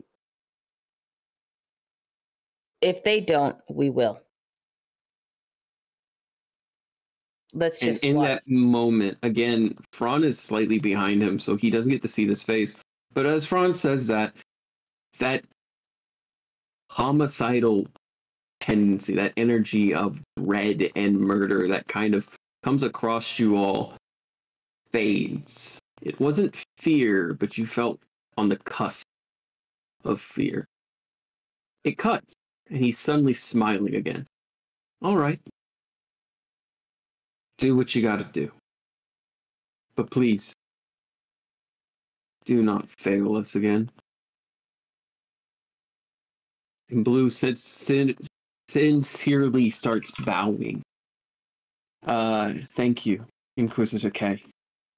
We are grateful. As you should be. Now in the name of the kings, go forth and handle your business. And the shark doesn't want to stop. He goes to swing at Blue when another smite strikes down. Not a melee smite, a distant smite. Ooh. Now that's concerning. Mm-hmm. Nah. It's fine. And the shark is stunned. He rolled a 1 actually, so like that's pretty easy. he is stunned in place. Man, the rolls have been just hit or miss. That is unfortunate. Mostly miss. He is stunned in place. And he reaches into his bag, and a rope comes out that hovers in the air and then wraps around the shark, tying itself up. Then it takes him towards the edge of the ship and tosses him overboard. Take your pet and go. Of course. Sam, I'll talk to you at a better time. I'm back. Welcome back. Just take what I give you and put it in the ocean. Tip first. And I'll know where you are. Okay. And she goes towards the edge, looking back at everyone, and leaps into the water. There's that bubbling sensation again, a bright light. And then it's just you all. Is everybody all right? On the boat. So, anyone too terribly hurt? I'm fine. No. I'm okay. It wasn't as bad as the cannonball. Yeah, who are you? Oh. Mass Hello? healing word. Oh. And as he does, he Have casts to waste that. mana? He pulls out another gem. He crushes it, and he casts his mass healing word at 8th level. Oh. Jesus. A kiss on my boo-boo would have done the trick, but okay. I'm going to assume that you all are max health at this point. I mean, I didn't even get hit, so I I had was like only missing 30. I 5. had like 38 health or something like that. So And as he does that, again, there's this cold look on his face before he turns around and he faces you all. Gragnar, this time only you see it because you're the furthest from away. And it's just I'm this, gonna go walk below deck. Fuck that. I'm not dealing with this. Absolutely not. This dude has already tried to kill us like 3 times. I'm good. Ragnar. I ordered the items that you needed. They'll be here by tomorrow That's cool. morning. I can pay for my own stuff, and I'm gonna walk below deck. Oh, I would prefer if everyone stayed up top. I would prefer if people didn't try and kill us, so I'm gonna go below deck like I said. I would prefer if everyone stayed up top. Gragnar. That's cool. Gragnar. And I prefer when people don't try to kill us, like I fucking said. He will not try to kill you. Right. They are your allies,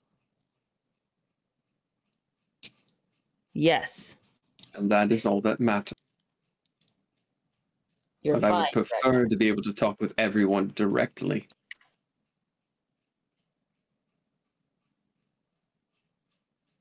Seraphi is gonna kind of hide behind. Who's next to me, Sam or? Sam? Yeah, I'm gonna kind of hide behind Sam a little bit. and she's gonna like grab your hand behind her too. Like What is it you're here for? Aim to investigate.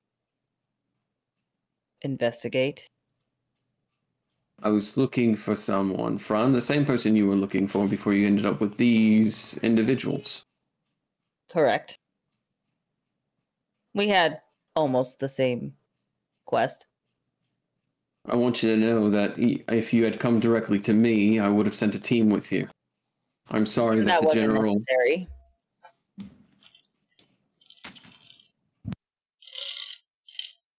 And he will actually walk up to Fran and take a knee. Fran Felidar, I am sorry for the disrespect that my commander and subject gave you. He has been dealt with.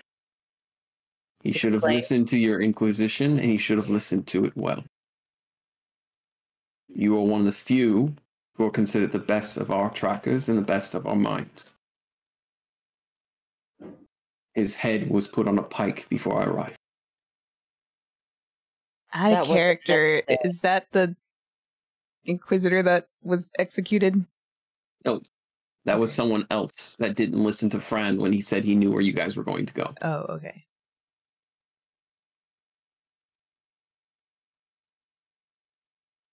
He was rude in his phrasing, as I believe he said you were not an Inquisitor yet, therefore he didn't have to listen, when in reality, even an Inquisitor's apprentice holds power beyond a simple knight.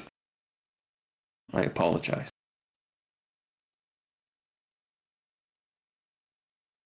He stays on his knee until you speak. Get up, Kay. That's Understood. not necessary here. Respect where respect is owed is always necessary. Take, for instance, your friends here. He's able to go ahead and turn himself into ash. She commands ice. And your friend Sam here, captain of her own ship, incapable of going head to head with a sharkkin. Not to mention the marksmanship of Garum. Tell me, why is he separate from the one we look for?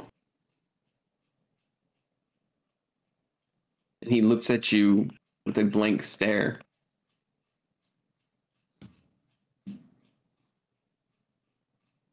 Is he talking about Garum being separate from Seraphina? Because you don't look like Seraphina. Oh, okay.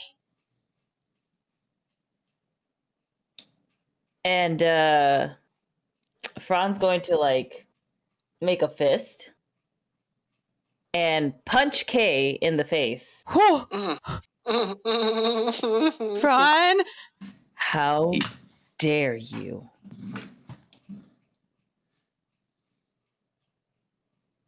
This is my mission. I discuss it where I please.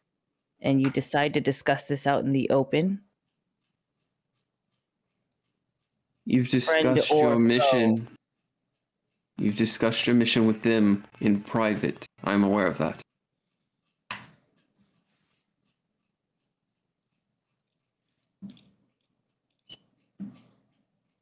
His reasonings are his own. But we are both looking for the same person. And you trust him. Wholeheartedly. And that is all I need to hear. It is good to see you, friend. You as well, Kay. And he proceeds to simply turn his nose, place his finger to one side, and shoot out the blood that was in it. If I might speak with you in private, then. And he looks to Sam. Captain, Yeah. Mhm. may we use your quarters for privacy? Of course, go for it. Thank you. And And- Fran is going to walk towards the quarters. He Hurry will up. follow. But before he does, he stops in front of Sam and bows deeply. Thank you for your hospitality. Don't mention it. And he proceeds to go into the office with you. As he walks past each and every one of you, Fran, you can even feel this. There is a tension, palpable tension. And what? A palpable tension, meaning something that you can just feel. There's this sense that this could decide how you leave this city. I'm gonna look to Sam and be like, should I go in there with him? No, you should not. Why don't we all go below deck and let them do whatever they're going to do, and hopefully it's all handled from there. But let's go below deck. Agreed, Captain. I'm going up to the crow's nest. I don't want to not be. I would like to not be surprised if this goes all to shit. I'm gonna go with you if you don't mind. Sure. Fine, y'all do what you want, and I'll take my wings and take Gragnar up to the crow's nest. Garum proceeds to sit there. This is fucking terrifying. Yeah? Yeah, it is. And then she's just gonna continue to go down below deck. Can I pat Garum on the back? We're like, those were some nice shots. And Garum, with the most tired dad face, just looks at you as tired a fucking Dragonborn can. Thanks. I really wanted him to be like, yeah, I know. Good sword swinging, I guess.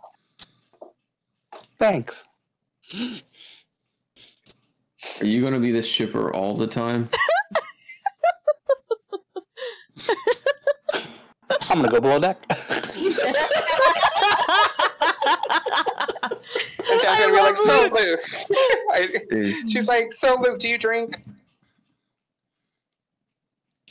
Wait, what? Do you drink, Luke? Oh, absolutely. Oh, let's go get you some drink. The three of you proceed to head to the bottom rung of the deck, where you can actually get to the storage, where you've stored a lot of your alcohol. The better of the alcohol is on the bottom, while you have some regular stuff up in the kitchen on the second, or the lower deck. You have it mostly in the hold, which is the bottom floor. You all go down there, you gather your drinks, and you wait. As Fran and Kay begin their conversation.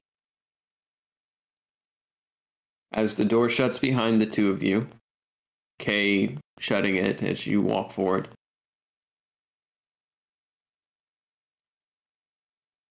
He stops. He listens. And you've seen this before. It's his true sight that allows him to see magic and things like that. So he's basically keeping tabs of where they're all going. Does he still see me even with my bracelet? You're close enough, he's aware of your existence as a sorcerer. But that is something your player knows, not you. Okay. So that's Seraphina. Fuck!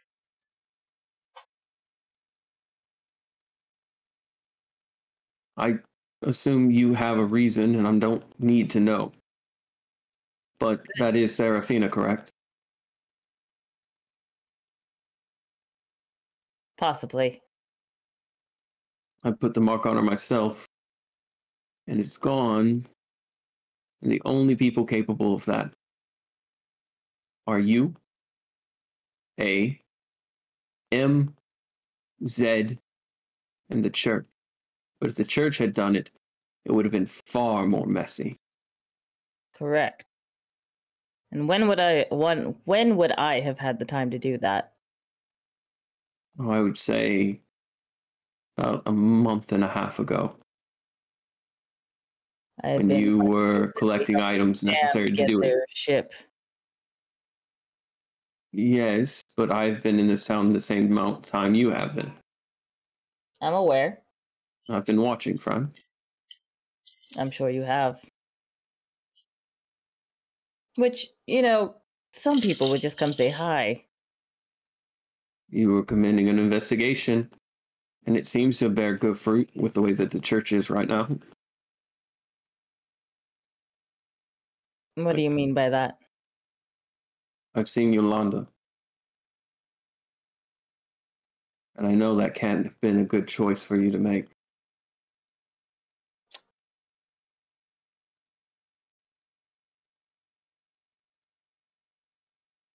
What are you implying? I'm implying that if you don't take credit for it, someone else will. You want me to take credit for the downfall of the church? I want you to take credit so no one else can harm the people you care about.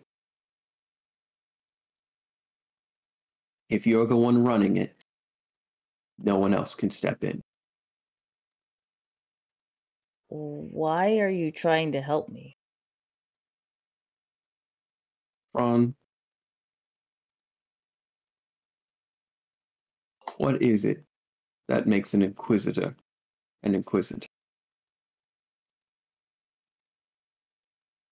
That depends on who you're talking to. Your father used to say it was to be inquisitive, as silly as that might be, to ask questions and to learn for the betterment of the kingdom. Have you betrayed the kingdom, Ron? No. I still have my status. I still have my book. I have not revoked anything, if that's what you're asking. No, you haven't revoked it. I'm asking if you're acting in the best benefit of the church and our country. Of course I am. Why wouldn't I be? And he sits there and he stares at you for a moment, as if searching, as if thinking. And he's going to roll an insight check on you. I need you to roll a deception. Oh, no.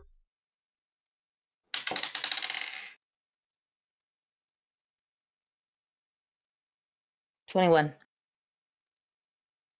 3 plus 7. Oh no. It is not enough. Breakthrough. A 21 wasn't enough? No. Kay couldn't see through. Oh, okay. Kay didn't want to see through. Oh. And you can see that in their eyes, that they are trying their best to believe you, and it is getting in the way of their thought process, which is odd. Very odd. And it's a bit What's going on, unsettling. Kay?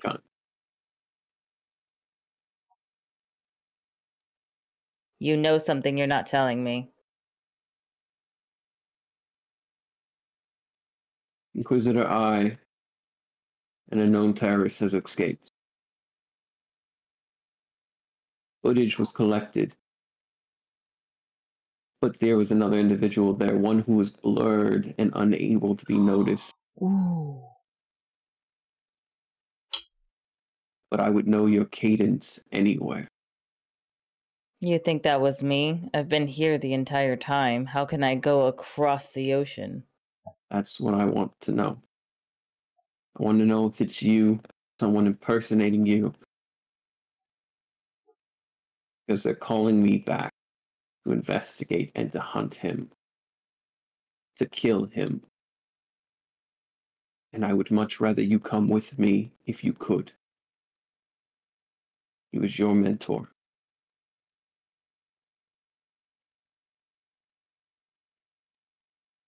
They're calling you to kill I?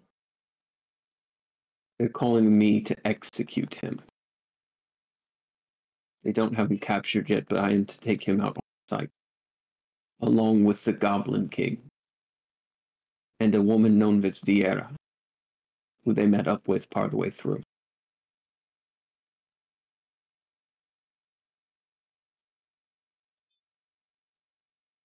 Why do you want me to go? He was your mentor. And knowing you, you'd want to try to talk him out of it or talk to him about it. You must know us, Felidar. We are stubborn. but you also all care. From your great-grandfather to you, you all care. Which is hard to come by now. There are so many out for just power. It's a bit sickening someday. There's something different about you.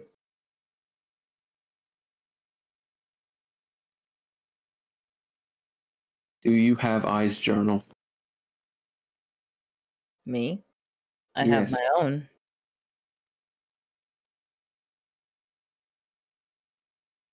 Okay. I don't carry others' journals. That's practically taboo.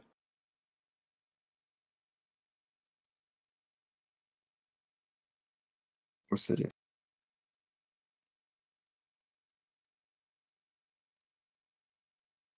I'll be going now, Fran.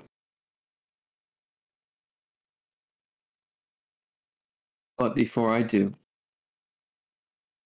the kings wanted me to give you something. What? A gift from the kings? They were aware that you and Inquisitor A were here. They are aware of a disturbance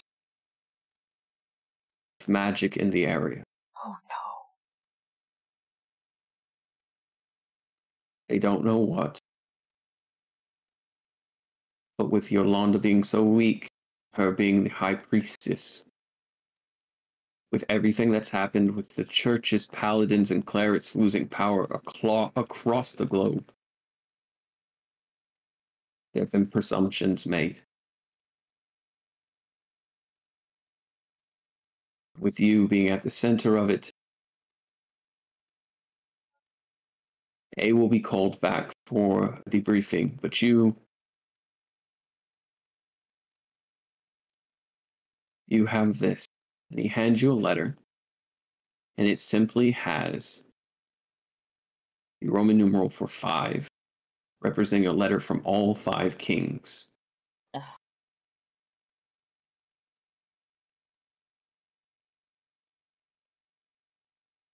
I'm to wait till you open it before I leave. And Fran will open the letter.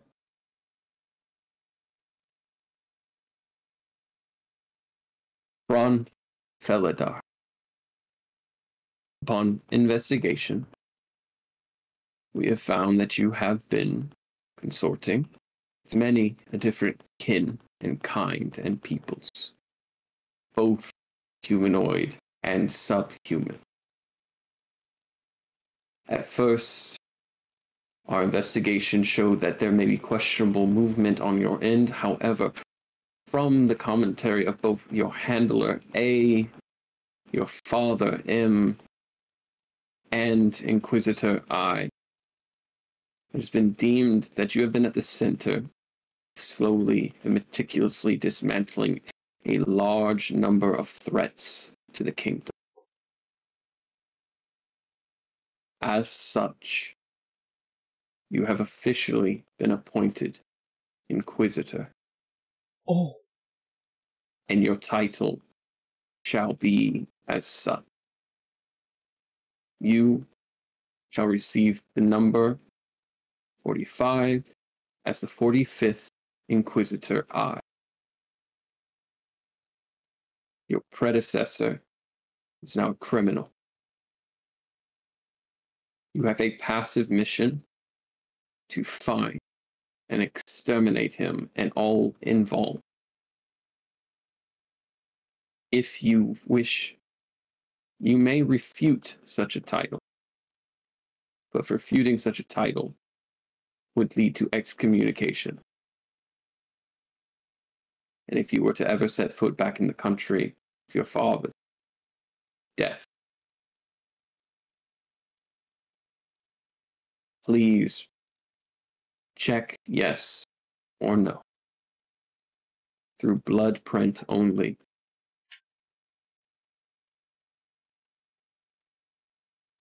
Am I to respond to this right away? Yes. They want to know you're loyal, Fran. Something has... I've never seen it. Something has the kings worried. Worried about what? About you. Fran, you know how my eyes work. Do you think I wouldn't be able to see what's inside you?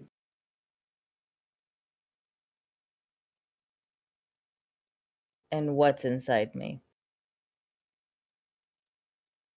Devil and a god.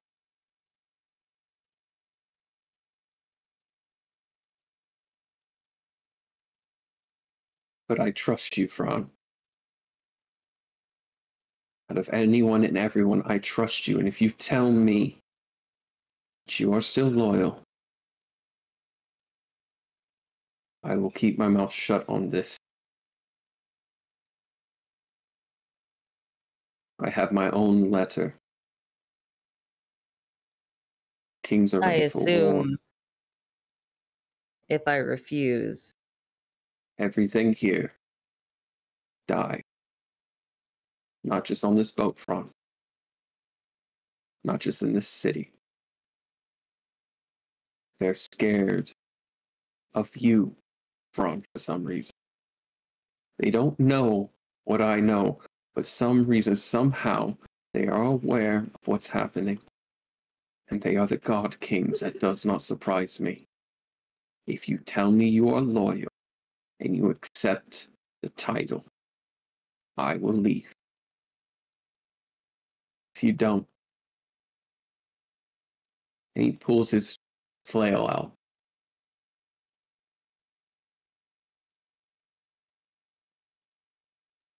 I will wound myself and pretend you got away.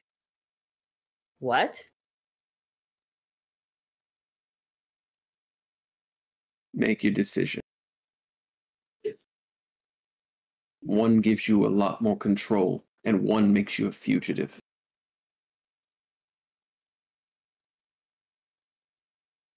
Okay. Don't ask questions, Fran. I just have Please. one. Can I trust you?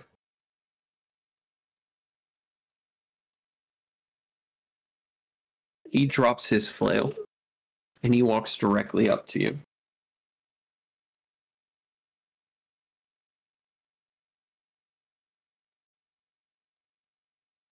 And he tilts your head down and gives you a kiss on your forehead. You are the only one I trust.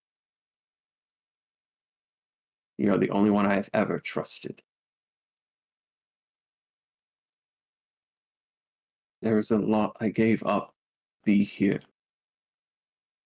so that I could be by your side when it's necessary, just as Inquisitor I told me to. You spoke to him. Fran, please, make a decision.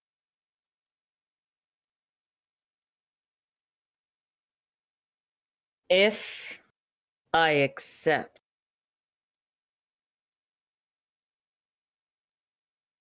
how safe will everyone be here? You are an Inquisitor then.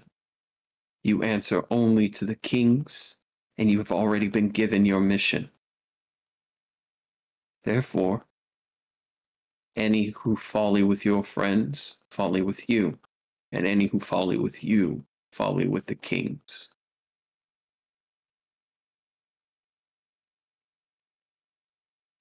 For some, that might not hold anything. For others, that will hold everything.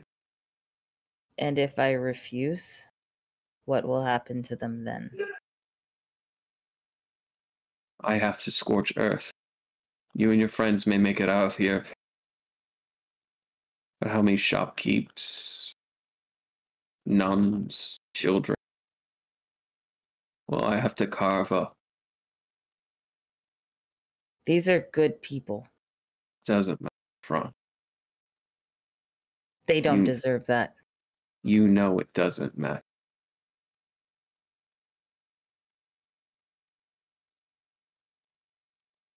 And Fran is going to bite his thumb.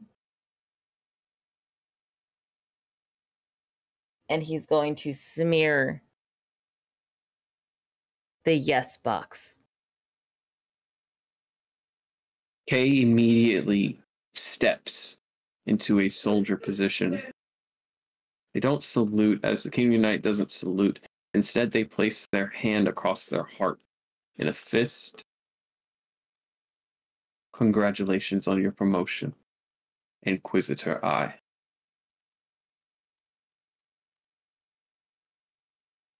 They immediately loosen. And they go in to kiss you. What? Whoa. Kay. They kiss you and they pull back. Be safe, Fran. And they Thanks. leave.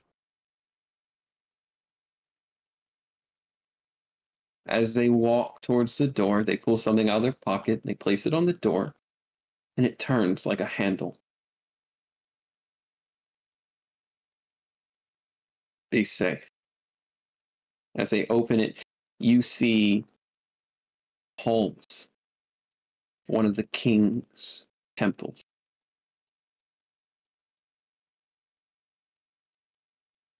And then the door shuts.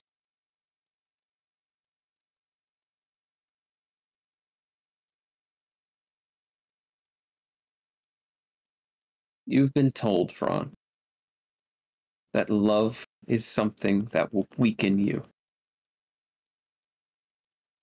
Well, love just saved you and your entire home. Fuck. Oh no.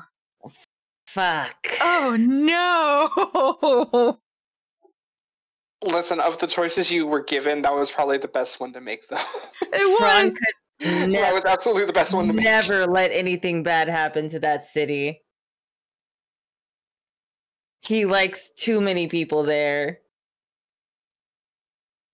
That is essentially his home. He couldn't make that decision. It was a good choice, but oh no.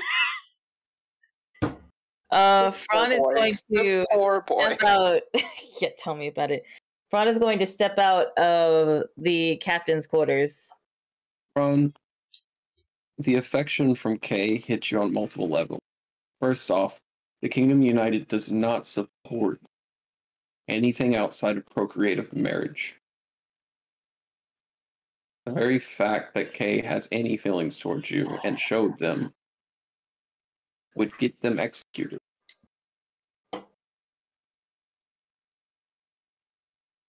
I was just kidding when I say just now kiss and chat. I didn't even see that. Yeah. You step out. Like, it's not the time, Lestria. Ragnar, you see Ragnar and Serafina, you see Fran step out, but no one else does. You never saw the door open. You don't see anything there. But Fran steps out, holding a piece of paper in hand that very faintly from your perspective has some sort of red smear.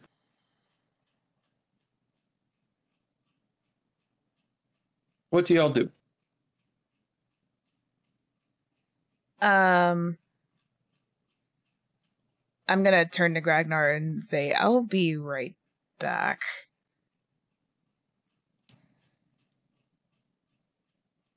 Ragnar doesn't say anything. He's like, Ragnar's lost in thought, but you can tell he's fucking pissed. Oh no. Ragnar's gonna be so mad at Fran. Oh no, that's not it. He just fucking hates Kay. I'm gonna look at him and say, I'll be right back, and then look at how angry he looks, and then I'm just gonna go fly down the Fran. So, what happened? I got a promotion.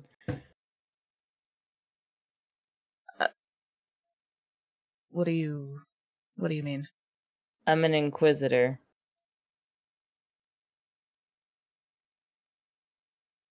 I thought you said you were done with that. Oh, trust me. I really, really badly wanted to be. But whenever my options are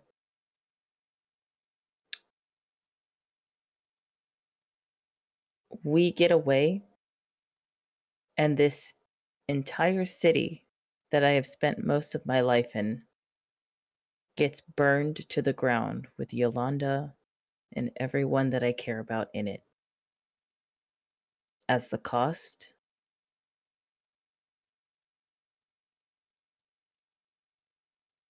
I couldn't.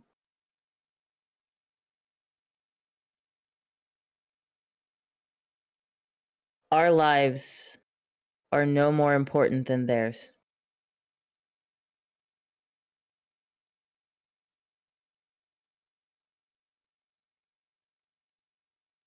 So what now? Well, I have an assignment. I don't have to do it right away.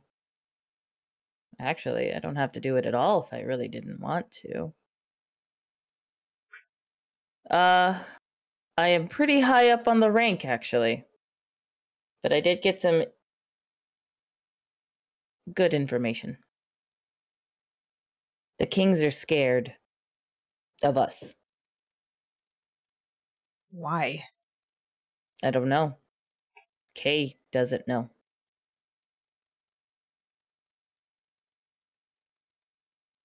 So, at least we know that the kings are scared of us.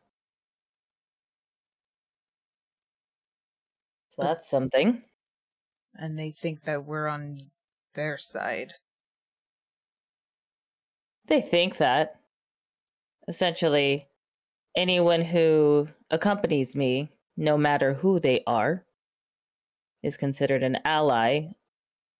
They will consider you an ally of the Kingdom United. I know. Trust me. That is not ideal. But with this status, I can get us even more information, more details. I can even get us closer to your uncle.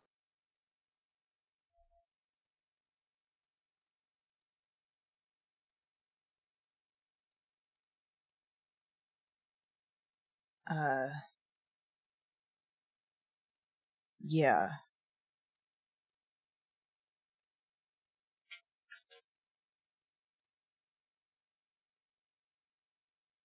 They would have killed my dad. I thought you weren't on... Well, actually, would she know that you're not on speaking terms with him? All you know is that he tortured him. Oh, okay. I didn't know you were still in contact with him. Oh, of course I am. He's my father. I love him. I love him and my mother. I love my whole family, actually. And yet, he did this to you. And she points... Actually, no, wait, I can't remember. Did he tell her? He told her about the scar that's on his back, but nobody has seen, and then the scar on his face as well. Okay, yeah, so... Yeah, she's gonna point to the scar in his face. I don't think that's... loving. Well, whenever you grew up in two different societies, this is his best at it. Look, he may not have been in the right place, and trust me, he felt awful about it. If you think I'm a blubbering mess, you should see my father when he cries. Can I make an insight check on Franz to see if I know or if I recognize that he's just kind of trying to, Of course you downplay. Can. Go ahead and roll an insight, depending on how high you are.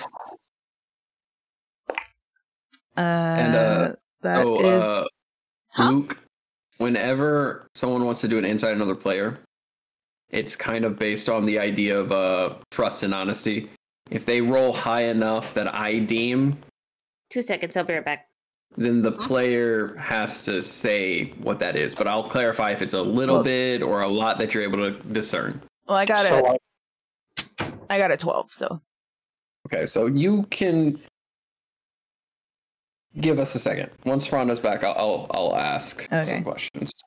So just for clarification, it's more instead of just being like insight, it's kind of like insight, and then depending on like you're cutting popping out. in and out.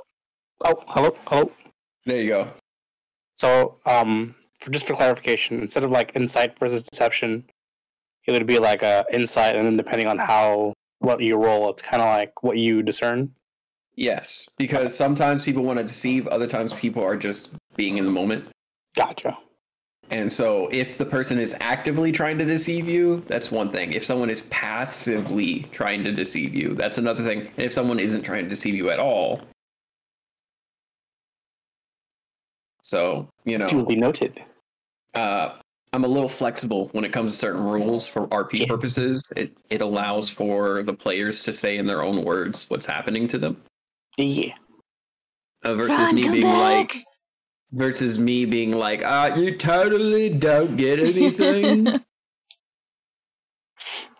Question: would me, Garum, and Luke, like, from where we are on the ship, would we hear like the door opening or whatever? Y'all are like y'all grabbed alcohol at the bottom tier. So you're on the hold, so yeah, you wouldn't have heard that. Okay. Okay, well then we'll keep drinking. Because the hold is the best place to put your booze to keep it cold with the sea ice, Oh, believe me, Sam knows this.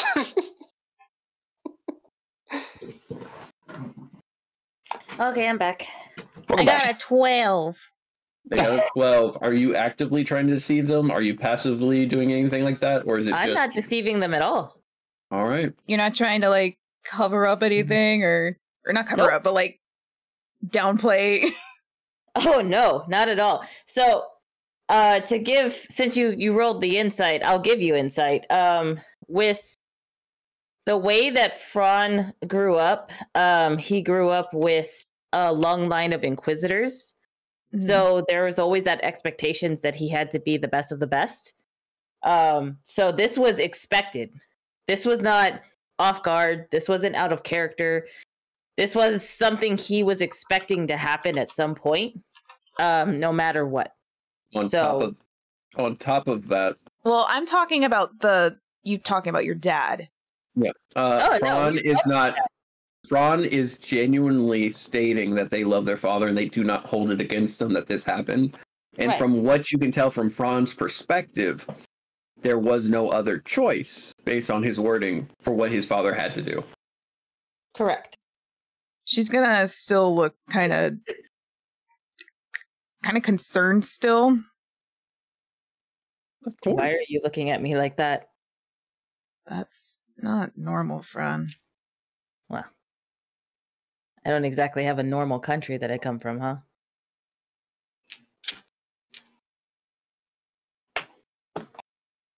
Normal is relative. Everyone has to sacrifice something. For my father, it was this. For me, it's all of you.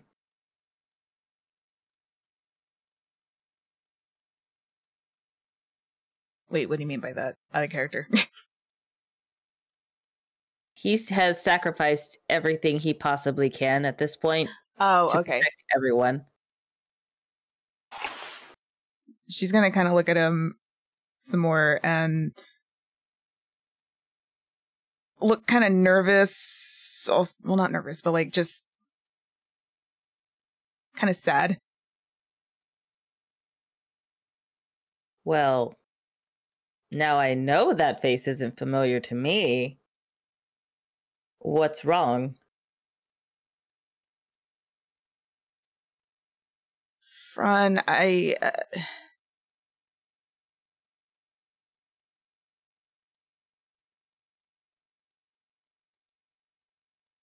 hope you enjoy your promotion. And she kind of just flies back up to Gragnar.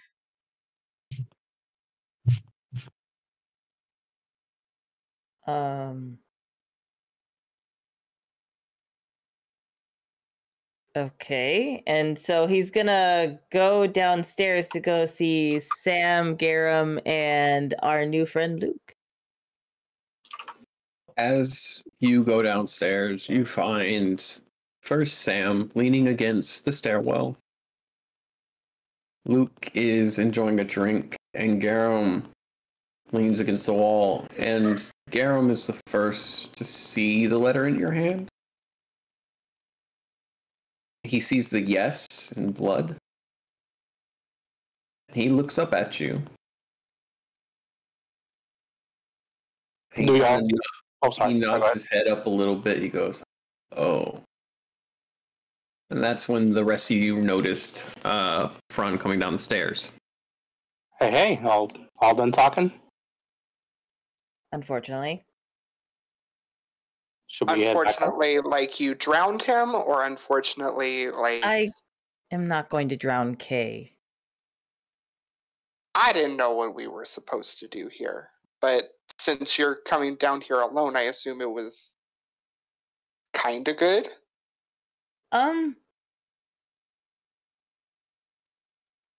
Look, I'm going to be transparent with all of you.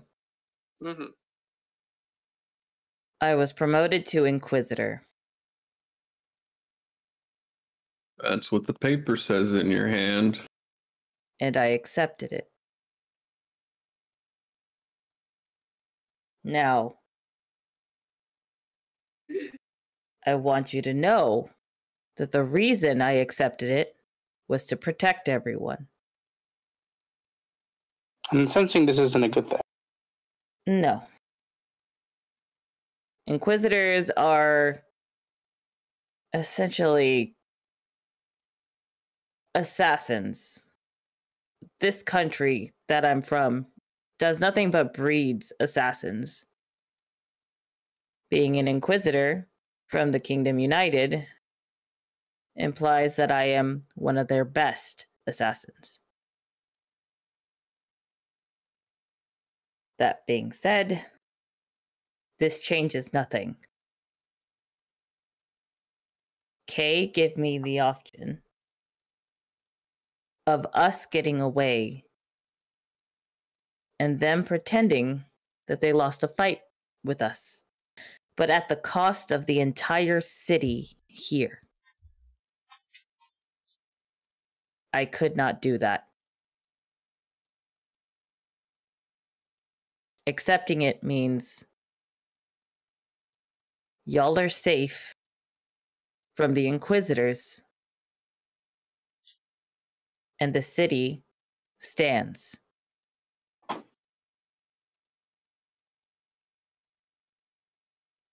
This was my best option. I had no other choice, and they gave me no time to decide.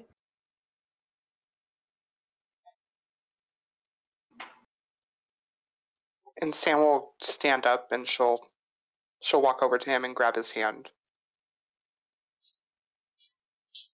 I trust that you made the right decision. I trust you. You've never acted against us. I know I haven't always acted or showed it properly, but I trust you. Now, I know that something like this couldn't have come without a cost. So what are they asking you to do? I have to Other hunt than being down, Inquisitor, of course. I have to hunt down Inquisitor I, or the former Inquisitor I, that is now my title. He's my great-great-grandfather. That does complicate things. Quite a bit. Oh, and they kind of know that I set him free, but they don't know, but they also know, but also that whole alibi of me being here, but the whole timey-wimey bullshit that happened.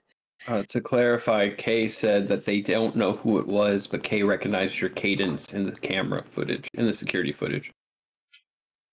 In other words, the kings are scared of us, and y'all have immunity while y'all are with me and associated with me. So I figured I'd do what I do best and just play the part. Well, if nothing else, this can work to our advantage. Truly. My thoughts exactly. But I hate this.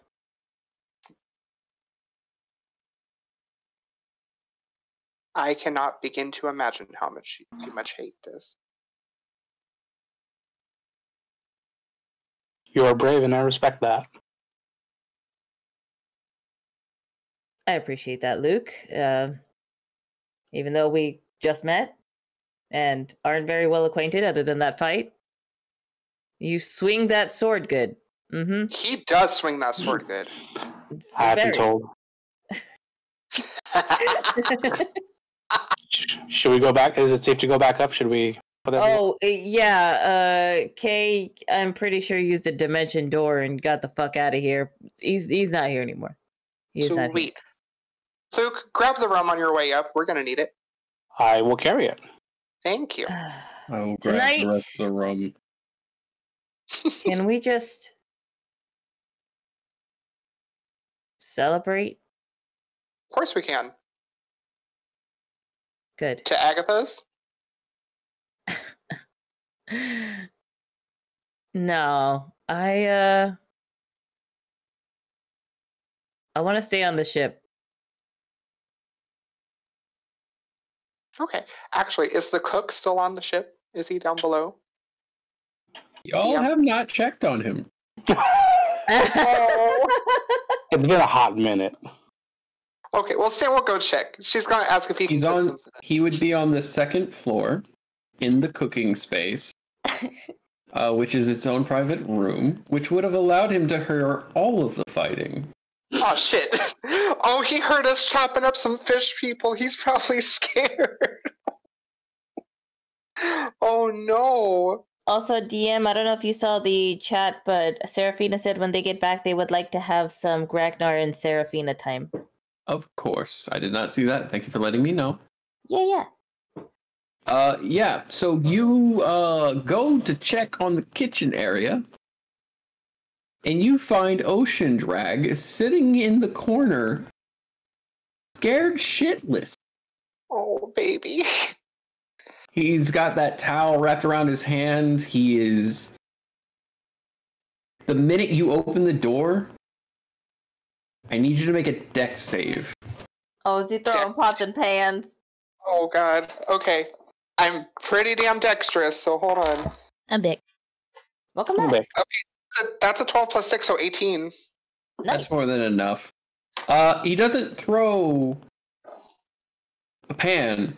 You see a large shark fist cleave into the opposite wall where your head was. Whoa, what did I miss? We're checking on the kitchen.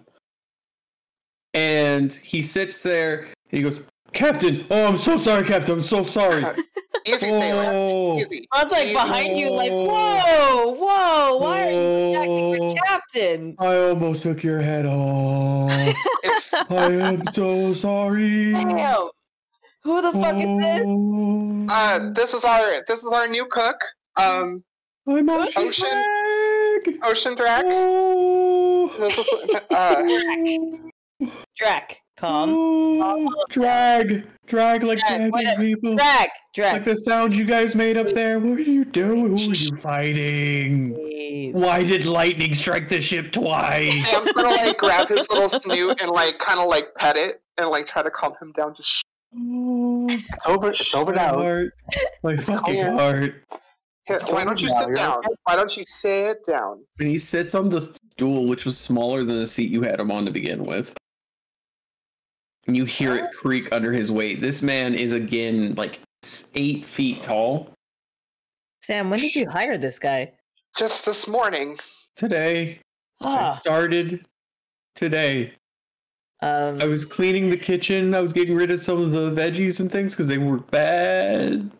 And then there was lightning, and the ship rocked, and then lightning again. It's fine. Everything is fine. We just had...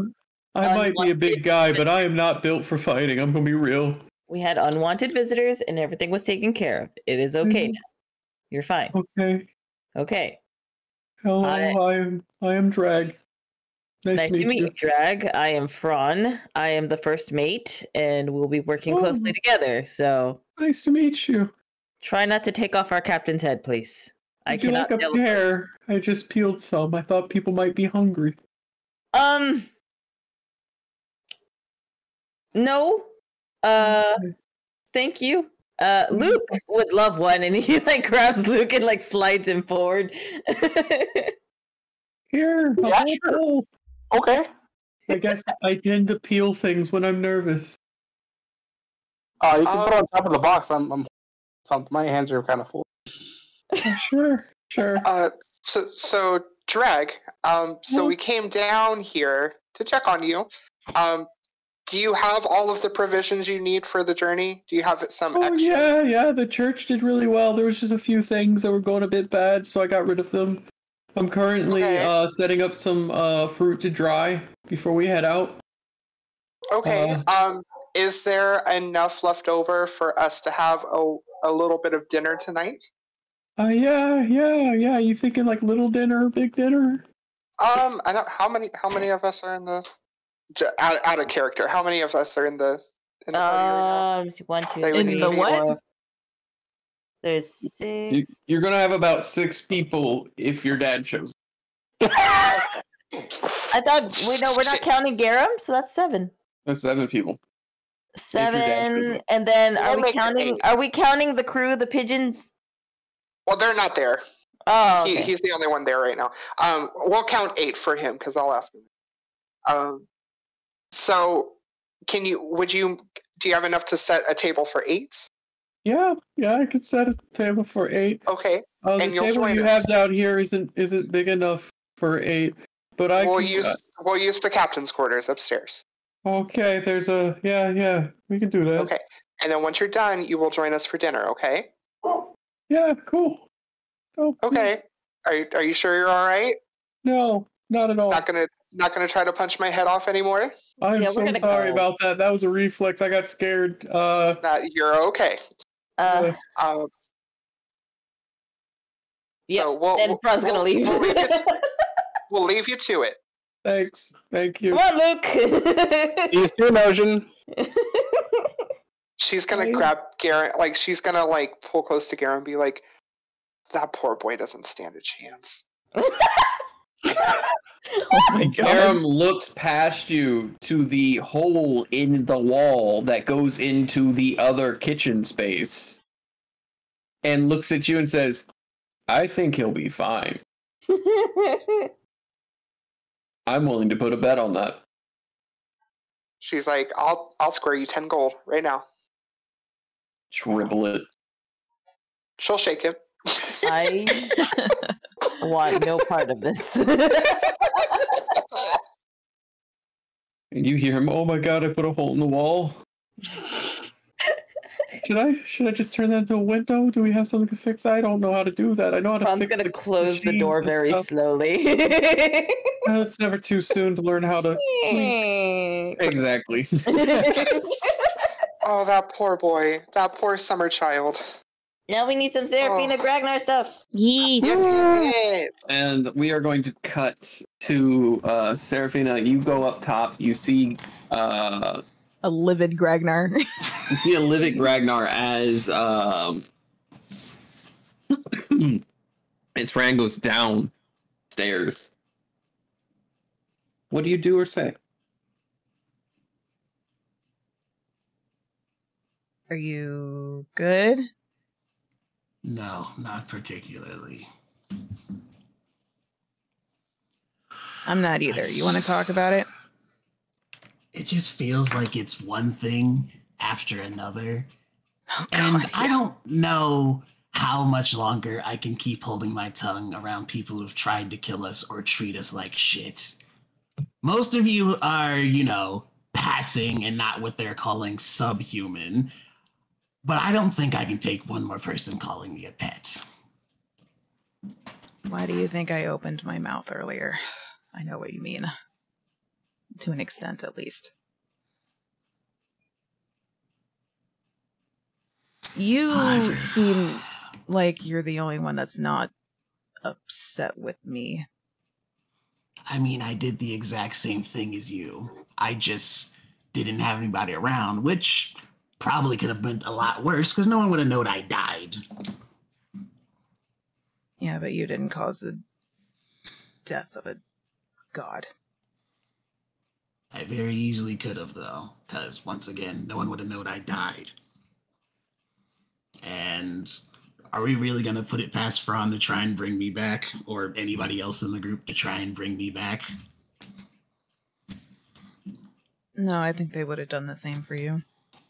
Exactly. That's why I don't really, I don't know. I'm not upset about it. Like I said, either way, I could have very easily died in the situation. I did. I didn't even talk to Asmo. I caught it. I caught it. I didn't even talk to him. She's gonna be like, Gregnar, don't say his name, please. You got real close to the mic for a second. As much as I like Asmodeus, don't say his fucking name. Let's go.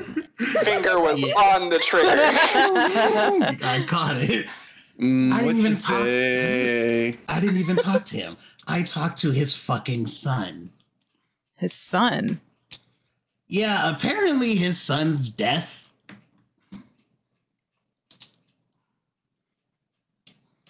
Out of character, would that make sense to me? That makes no sense. Death is a concept. Yeah, that doesn't make any sense. He's a... Yeah, I don't know. Apparently that's how he introduced himself to me. You want to roll an insight, you could. Me? Yep. Okay, let's see what I got. I got a 11. Concepts spawn deities. Deities do not spawn concepts, as far as you know. Meaning your best guess is that this was a deity of death, at best. Ragnar, are you sure? Deity, you have no clue. Ragnar, are you sure you fought Death? Is that what you're talking about? I'm not 100% sure. He had a big old scythe. He was all skeletal.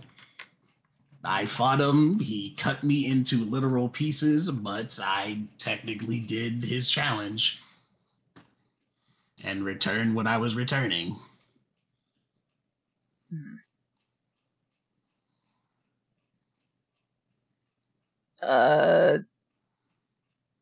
I assume none of that still makes sense to me. Nope, not with 11 insight. Okay. Well, your guess is as good as mine. So, how's the red dragon thing going? I haven't heard from him, but we've also had like a lot going on. Yeah, I haven't heard from him recently. Honestly, I haven't heard from him since I died, so. White dragon came to me when I died.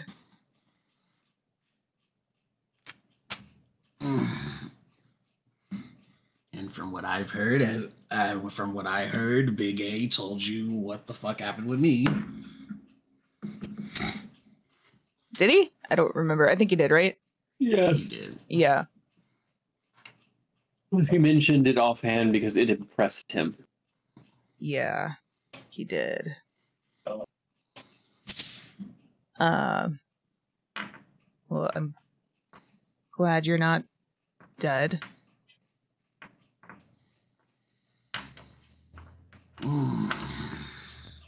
If it makes you feel any better, I'm also terrified.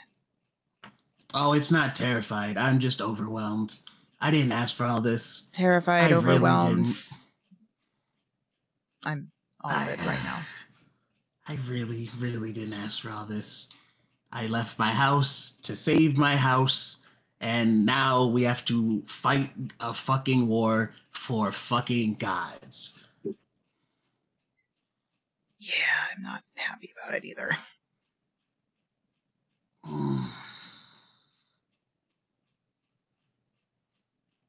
can't they just fight their own fucking battles? Jesus fucking Christ. I'm gonna go back down. Do you need help? Nah, I got it. Okay, and she just kind of flies down. Both climb down or fly down. Yeah, I'm gonna spend. And as you do, up there he's gonna fill a couple more minutes by himself, and then I'll just cast fly and go down. That's right, you have fly. As you cast fly and go down, Ragnar, that's when everyone starts coming up with booze. That's when Garum comes up with Dragon Brew and nods to you in the up nod, not the down nod, the up nod, as he has. Look, as people call it, the up nod means something completely different to the down nod. No, I know what you mean. Just saying, clarifying, all right? For the people at home. For the people at home, when a black man looks at another black man and does an up nod, Oh my god. it's a sign of respect. And also, this is what we doing. It's a how you doing, this is what we doing, and I'm not a random white man in the neighborhood. Please don't mug me.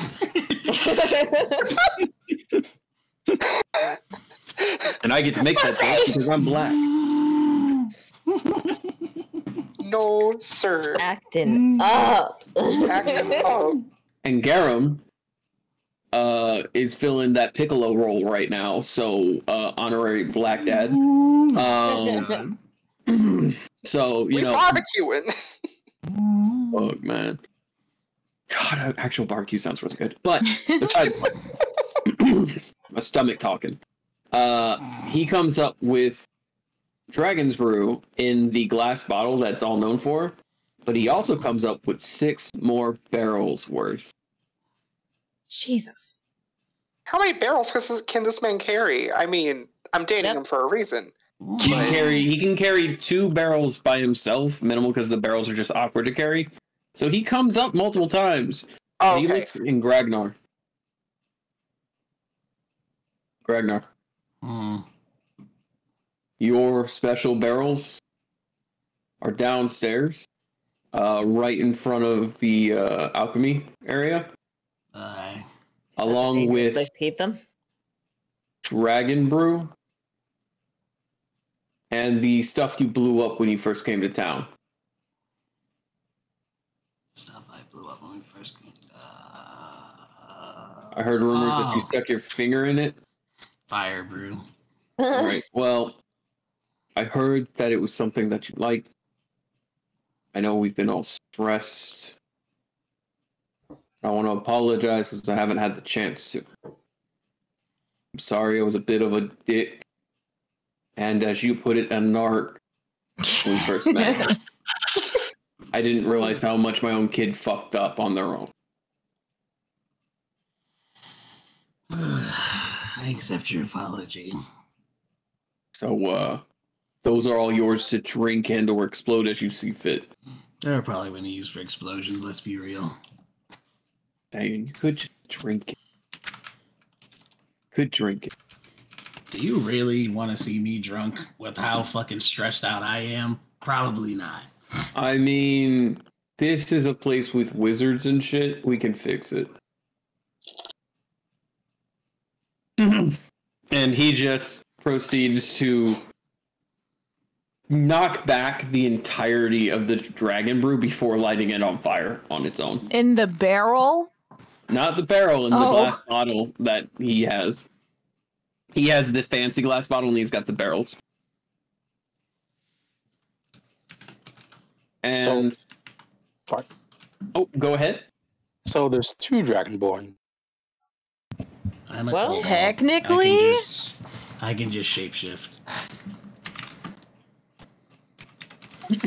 Once a day, he can polymorph, technically, do like a true polymorph into a Dragonborn. Yeah, Gragnar was yes there, and no. Yeah, Gragnar. Nice to meet you, Gragnar. My name is Luke. I don't think we had the opportunity to meet. Nope, I was a oh shit, I was a Cloud Ash.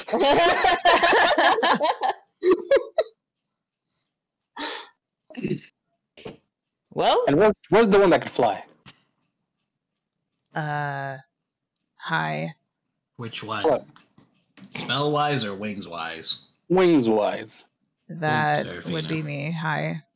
Hi, it's nice to meet you. Nice to meet you too.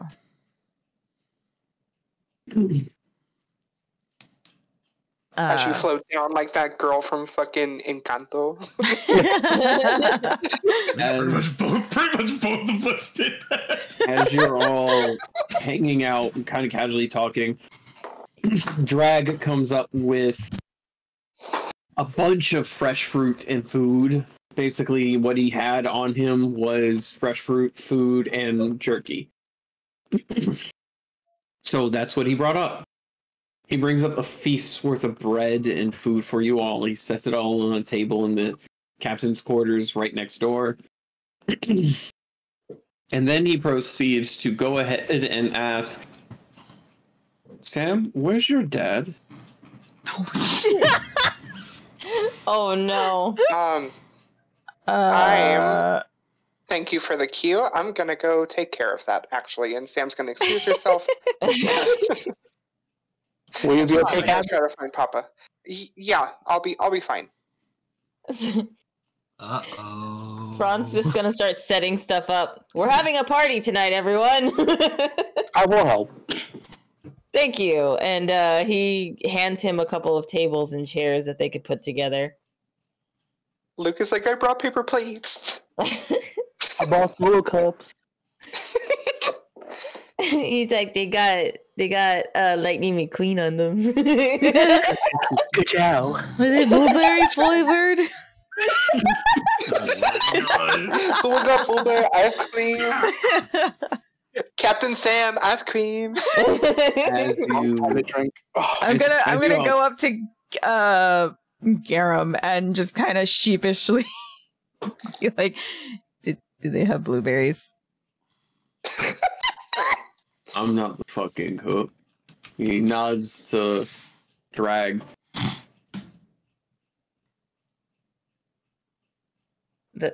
I think what he's trying to say is that's the cook. Oh, okay. Yeah. And Fron like introduces you. This is Drag. This is. Do you want to go Calypso? Calypso. This is Calypso. Nice to meet you, Calypso. What can I be of service? Do you have blueberries? Well, we have blueberry raisins. It's like blueberries, but they've been dried out. Sure. I'll take that. Okay. Give me just a moment. I'll go get some. And he just goes down the stairs. Sam, you are heading to where you last saw your father, correct? Yeah. Trying to look around the general area. You look around and you follow the same path, and you find your father. Looks like he's sitting on the beach. But as you approach him, you see that his legs are gone. Oh no! And as you get closer, you see that one of his arms is gone too. Oh. What's up, kiddo? God. Who did this to you? Magic circle. I was running into it when it went off. Oh. I think I heard my legs plop into the ocean when you guys landed. Does it hurt you? I don't feel anything, Sam. Do you want it to hurt me, Sam? Shut up! I haven't felt anything since I've been an undead.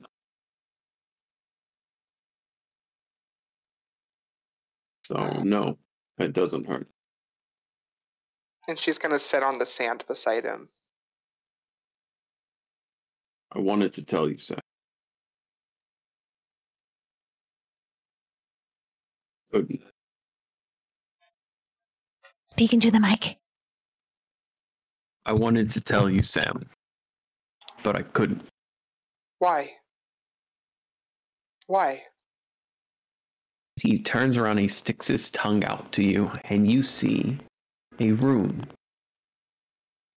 carved into his tongue.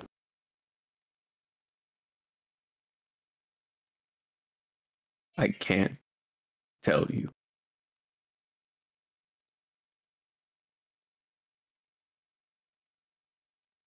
Well, why couldn't they have told me? Why couldn't That who I thought can... was my mom? Why couldn't she have told me? Did she not know anything? She also had a rune on her heart. So you all just decided that the best thing for me was just to remain ignorant. Wasn't what we decided.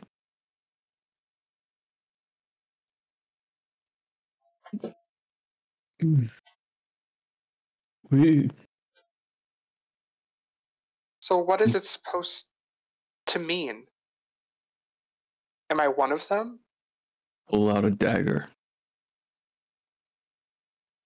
And she does. She'll hand it to him. And he takes it and he stabs it through his tongue. Oh. Ew. And he cuts out Dad, stop! cuts out his tongue. Oh. Oh my god. Oh, necrotic potion. I'm sorry, did you say necrotic potion? Mm-hmm. Okay. I don't have one of those. I thought you had one. Do I have one? I thought you did. You have one potion of necrotic damage. But that's damage, though. He's an undead. Okay, well then, hold on. I'm just double checking my inventory because I thought I had one, but okay, You yeah, should. it's there. Okay, I just wanted to make sure. Okay, so I'll give that to him. He takes his tongue, he places it back in his mouth, and he drinks it. He drinks his tongue? He drinks the necrotic potion. Oh. That makes much more sense. And he sits there. And you can see for a moment that his wounds begin to heal. They don't fully, but they begin to heal. And then he reaches in his pocket.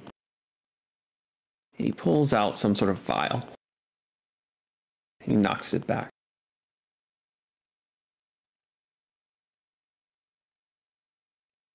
Throws it into the ocean. I've got 5 minutes. Your mother had a rune on her heart. We were supposed to go to the ocean every 6 months. That's what kept us alive. If we didn't, we'd rot from the inside out. She stayed on land so that you could stay away from the water. I went to the ocean so I could stay alive and look after you. I wanted her to be the one to live, but she never wanted to leave your side.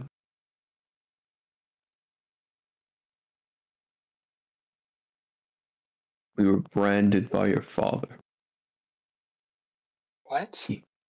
He wanted us to turn you over, and we never did. My father? What do you mean? You're my father.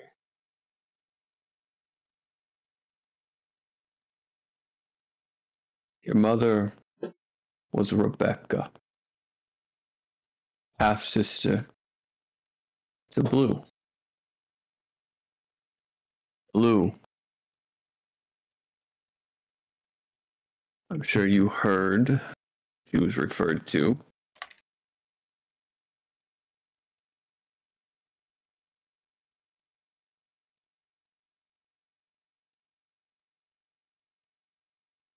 She's the queen of Ultima Pare. One of 3 major kingdoms under the ocean.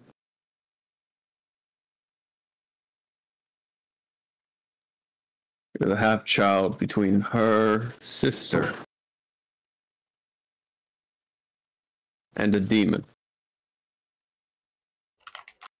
Strawberry with passion. Is that what you like?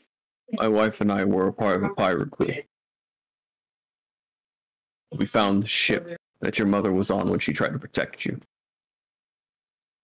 And Blue was there. To hide you because he wouldn't leave them alone. There were 4 major cities. One of them was tore asunder. When he found out you were on land, he found us, and he marked us, or his friends did. He called it his son.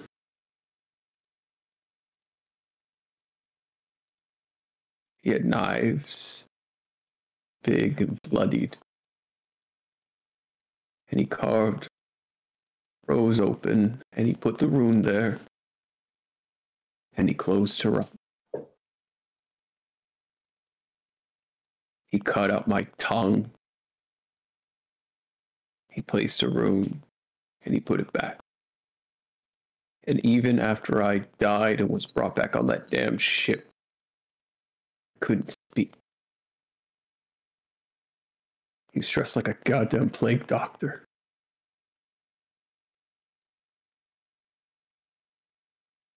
Torted and twisted like a fucking monster. But they never found you. We made sure of that. And I went out to sea, knowing that my wife was going to deteriorate.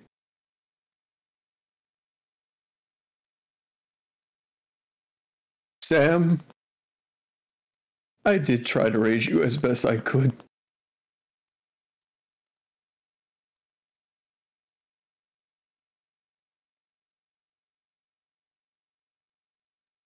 We didn't want you to be ignorant. We also didn't want you to become a vessel for some fuck.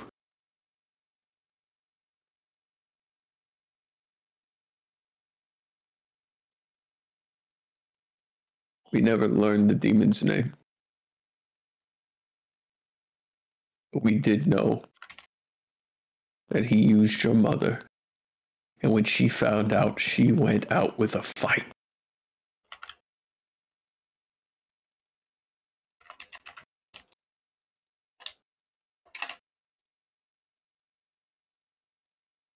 And as he sits there, you begin to realize that his flesh is beginning to rot. No. No. What's happening? I broke the rune, so I pay the price. You can't tell me all of this and then leave me. You can't do that. I'm not leaving. I'm going to meet him first. And I'm going to cut out his tongue and his heart. And when you get to me, when you come to visit, we'll put him on a spit. You hear? Where are you going? I was told I would go to the throne of the 9 hells. I was told that's where your father was.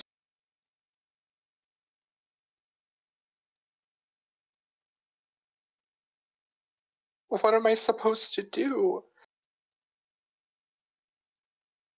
Live your choice. Everything we did was so you got a choice. It's what parents do, right? We make sure our kids have a choice. You could be a pirate. Hell, you could take that Triton, you could be the queen. You could do whatever you want. Because they don't control us. Do they, Sam? Do they, Sam? No. We are sinners, right? Ain't no place in heaven or hell for us, right? I can't do this without you. You got a whole crew, Captain. I was washed up years ago. You got a whole crew. You tell those fuckers. God, the devil, like you tell them. You let them know the sin is coming, alright? You let them know that Samuel Center is coming.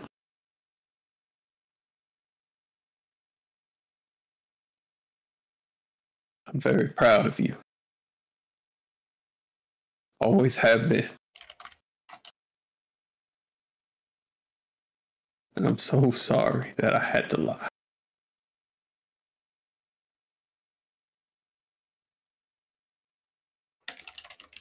And his spine gives out No. as he falls down into your lap. He's looking out onto the ocean.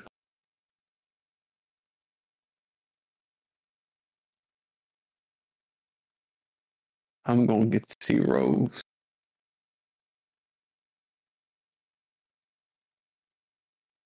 That's the best part about this.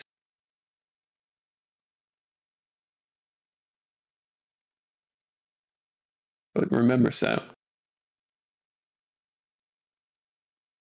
I was an absentee dad. No reason to cry for me.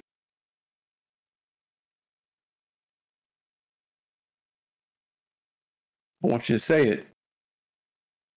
No reason to cry for me, all right?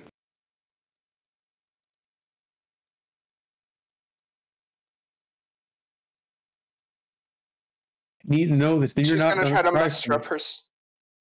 She's gonna try to muster up some strength, and she's gonna say, "No reason to cry for you." I was a shit dad, right? You were a shit dad. Good. Good. You know the best part? If I'm a shit dad, what does it make a real one?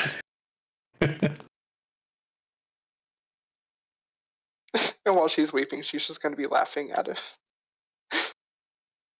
And as you laugh, as you both laugh, he deteriorates. He is taken by the wind.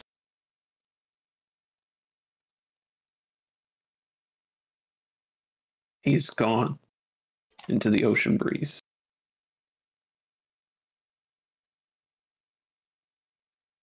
And Sam's just still sitting there weeping. She's not going anywhere anytime soon.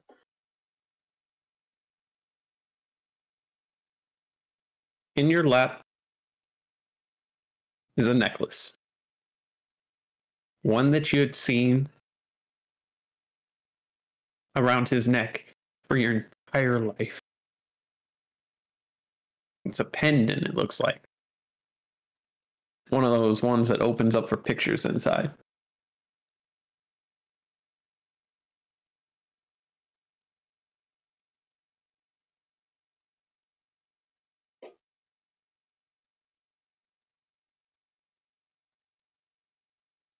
It's in your lap. What do you do with it? She's gonna open it. Inside are 2 rough sketches. Jojo, knock it off. You know your father was never a rich man. There's 2 rough sketches with just enough color in them to show a little baby with horns and a long lost wife.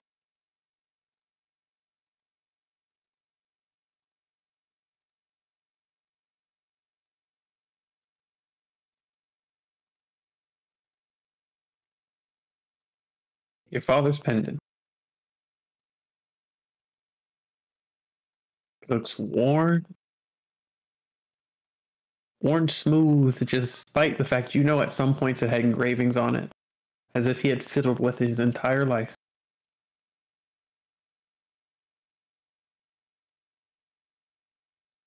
we're going to take a break. God damn. Oh, God. I had to muster up some tears for that. I was like, oh my God. So, DM, I have to ask, why are you killing all of our NPCs all of a sudden? Out of curiosity. Why am I what? Why are you killing all of our NPCs? If anything happens to those pigeon crew, I'm gonna be upset. One, it's what a good DM does. No, it isn't! You're right. 2, if I'm going to be real, it's motivation. Motivation? You and yours have all been played by the gods. Time in and time out.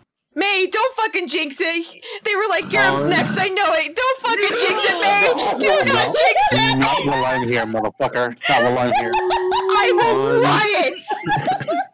Luke is like, I will die first before Garum goes down. Sam cannot handle any fucking more. She just learned that her mama's not her mama, her daddy's not her daddy. She's a fucking mermaid princess. You said that in the same inflection of the mama. Was it mama had a chicken, mama had a cow? How? That's basically what happened. Yes, a break sounds great right now. If anything happens to my husband, I swear to fucking God, We're all gonna fucking riot. He's not your husband yet. Damn! Yeah, that's the only knot he didn't tie, remember? Give him a minute. Give him a minute. Oh, God damn. Like a 15-minute break? Yeah. Yeah. I gotta pee. It is actually early break time because break time was supposed to be at 5, but We can come back at 5 or something. Yeah, we'll come back at 5. We'll come back at 5. Not the father. God. Quote, All one of the greatest dads to ever exist. He might have been your father, but he wasn't your daddy. Oh my God! Shut up. It's very Poppins. Okay, I'm gonna go grab an energy drink. I'm gonna go. Yeah, I'm also gonna get an energy drink and go to the bathroom. And yeah, we'll be right back. All right, chat. We'll be back soon.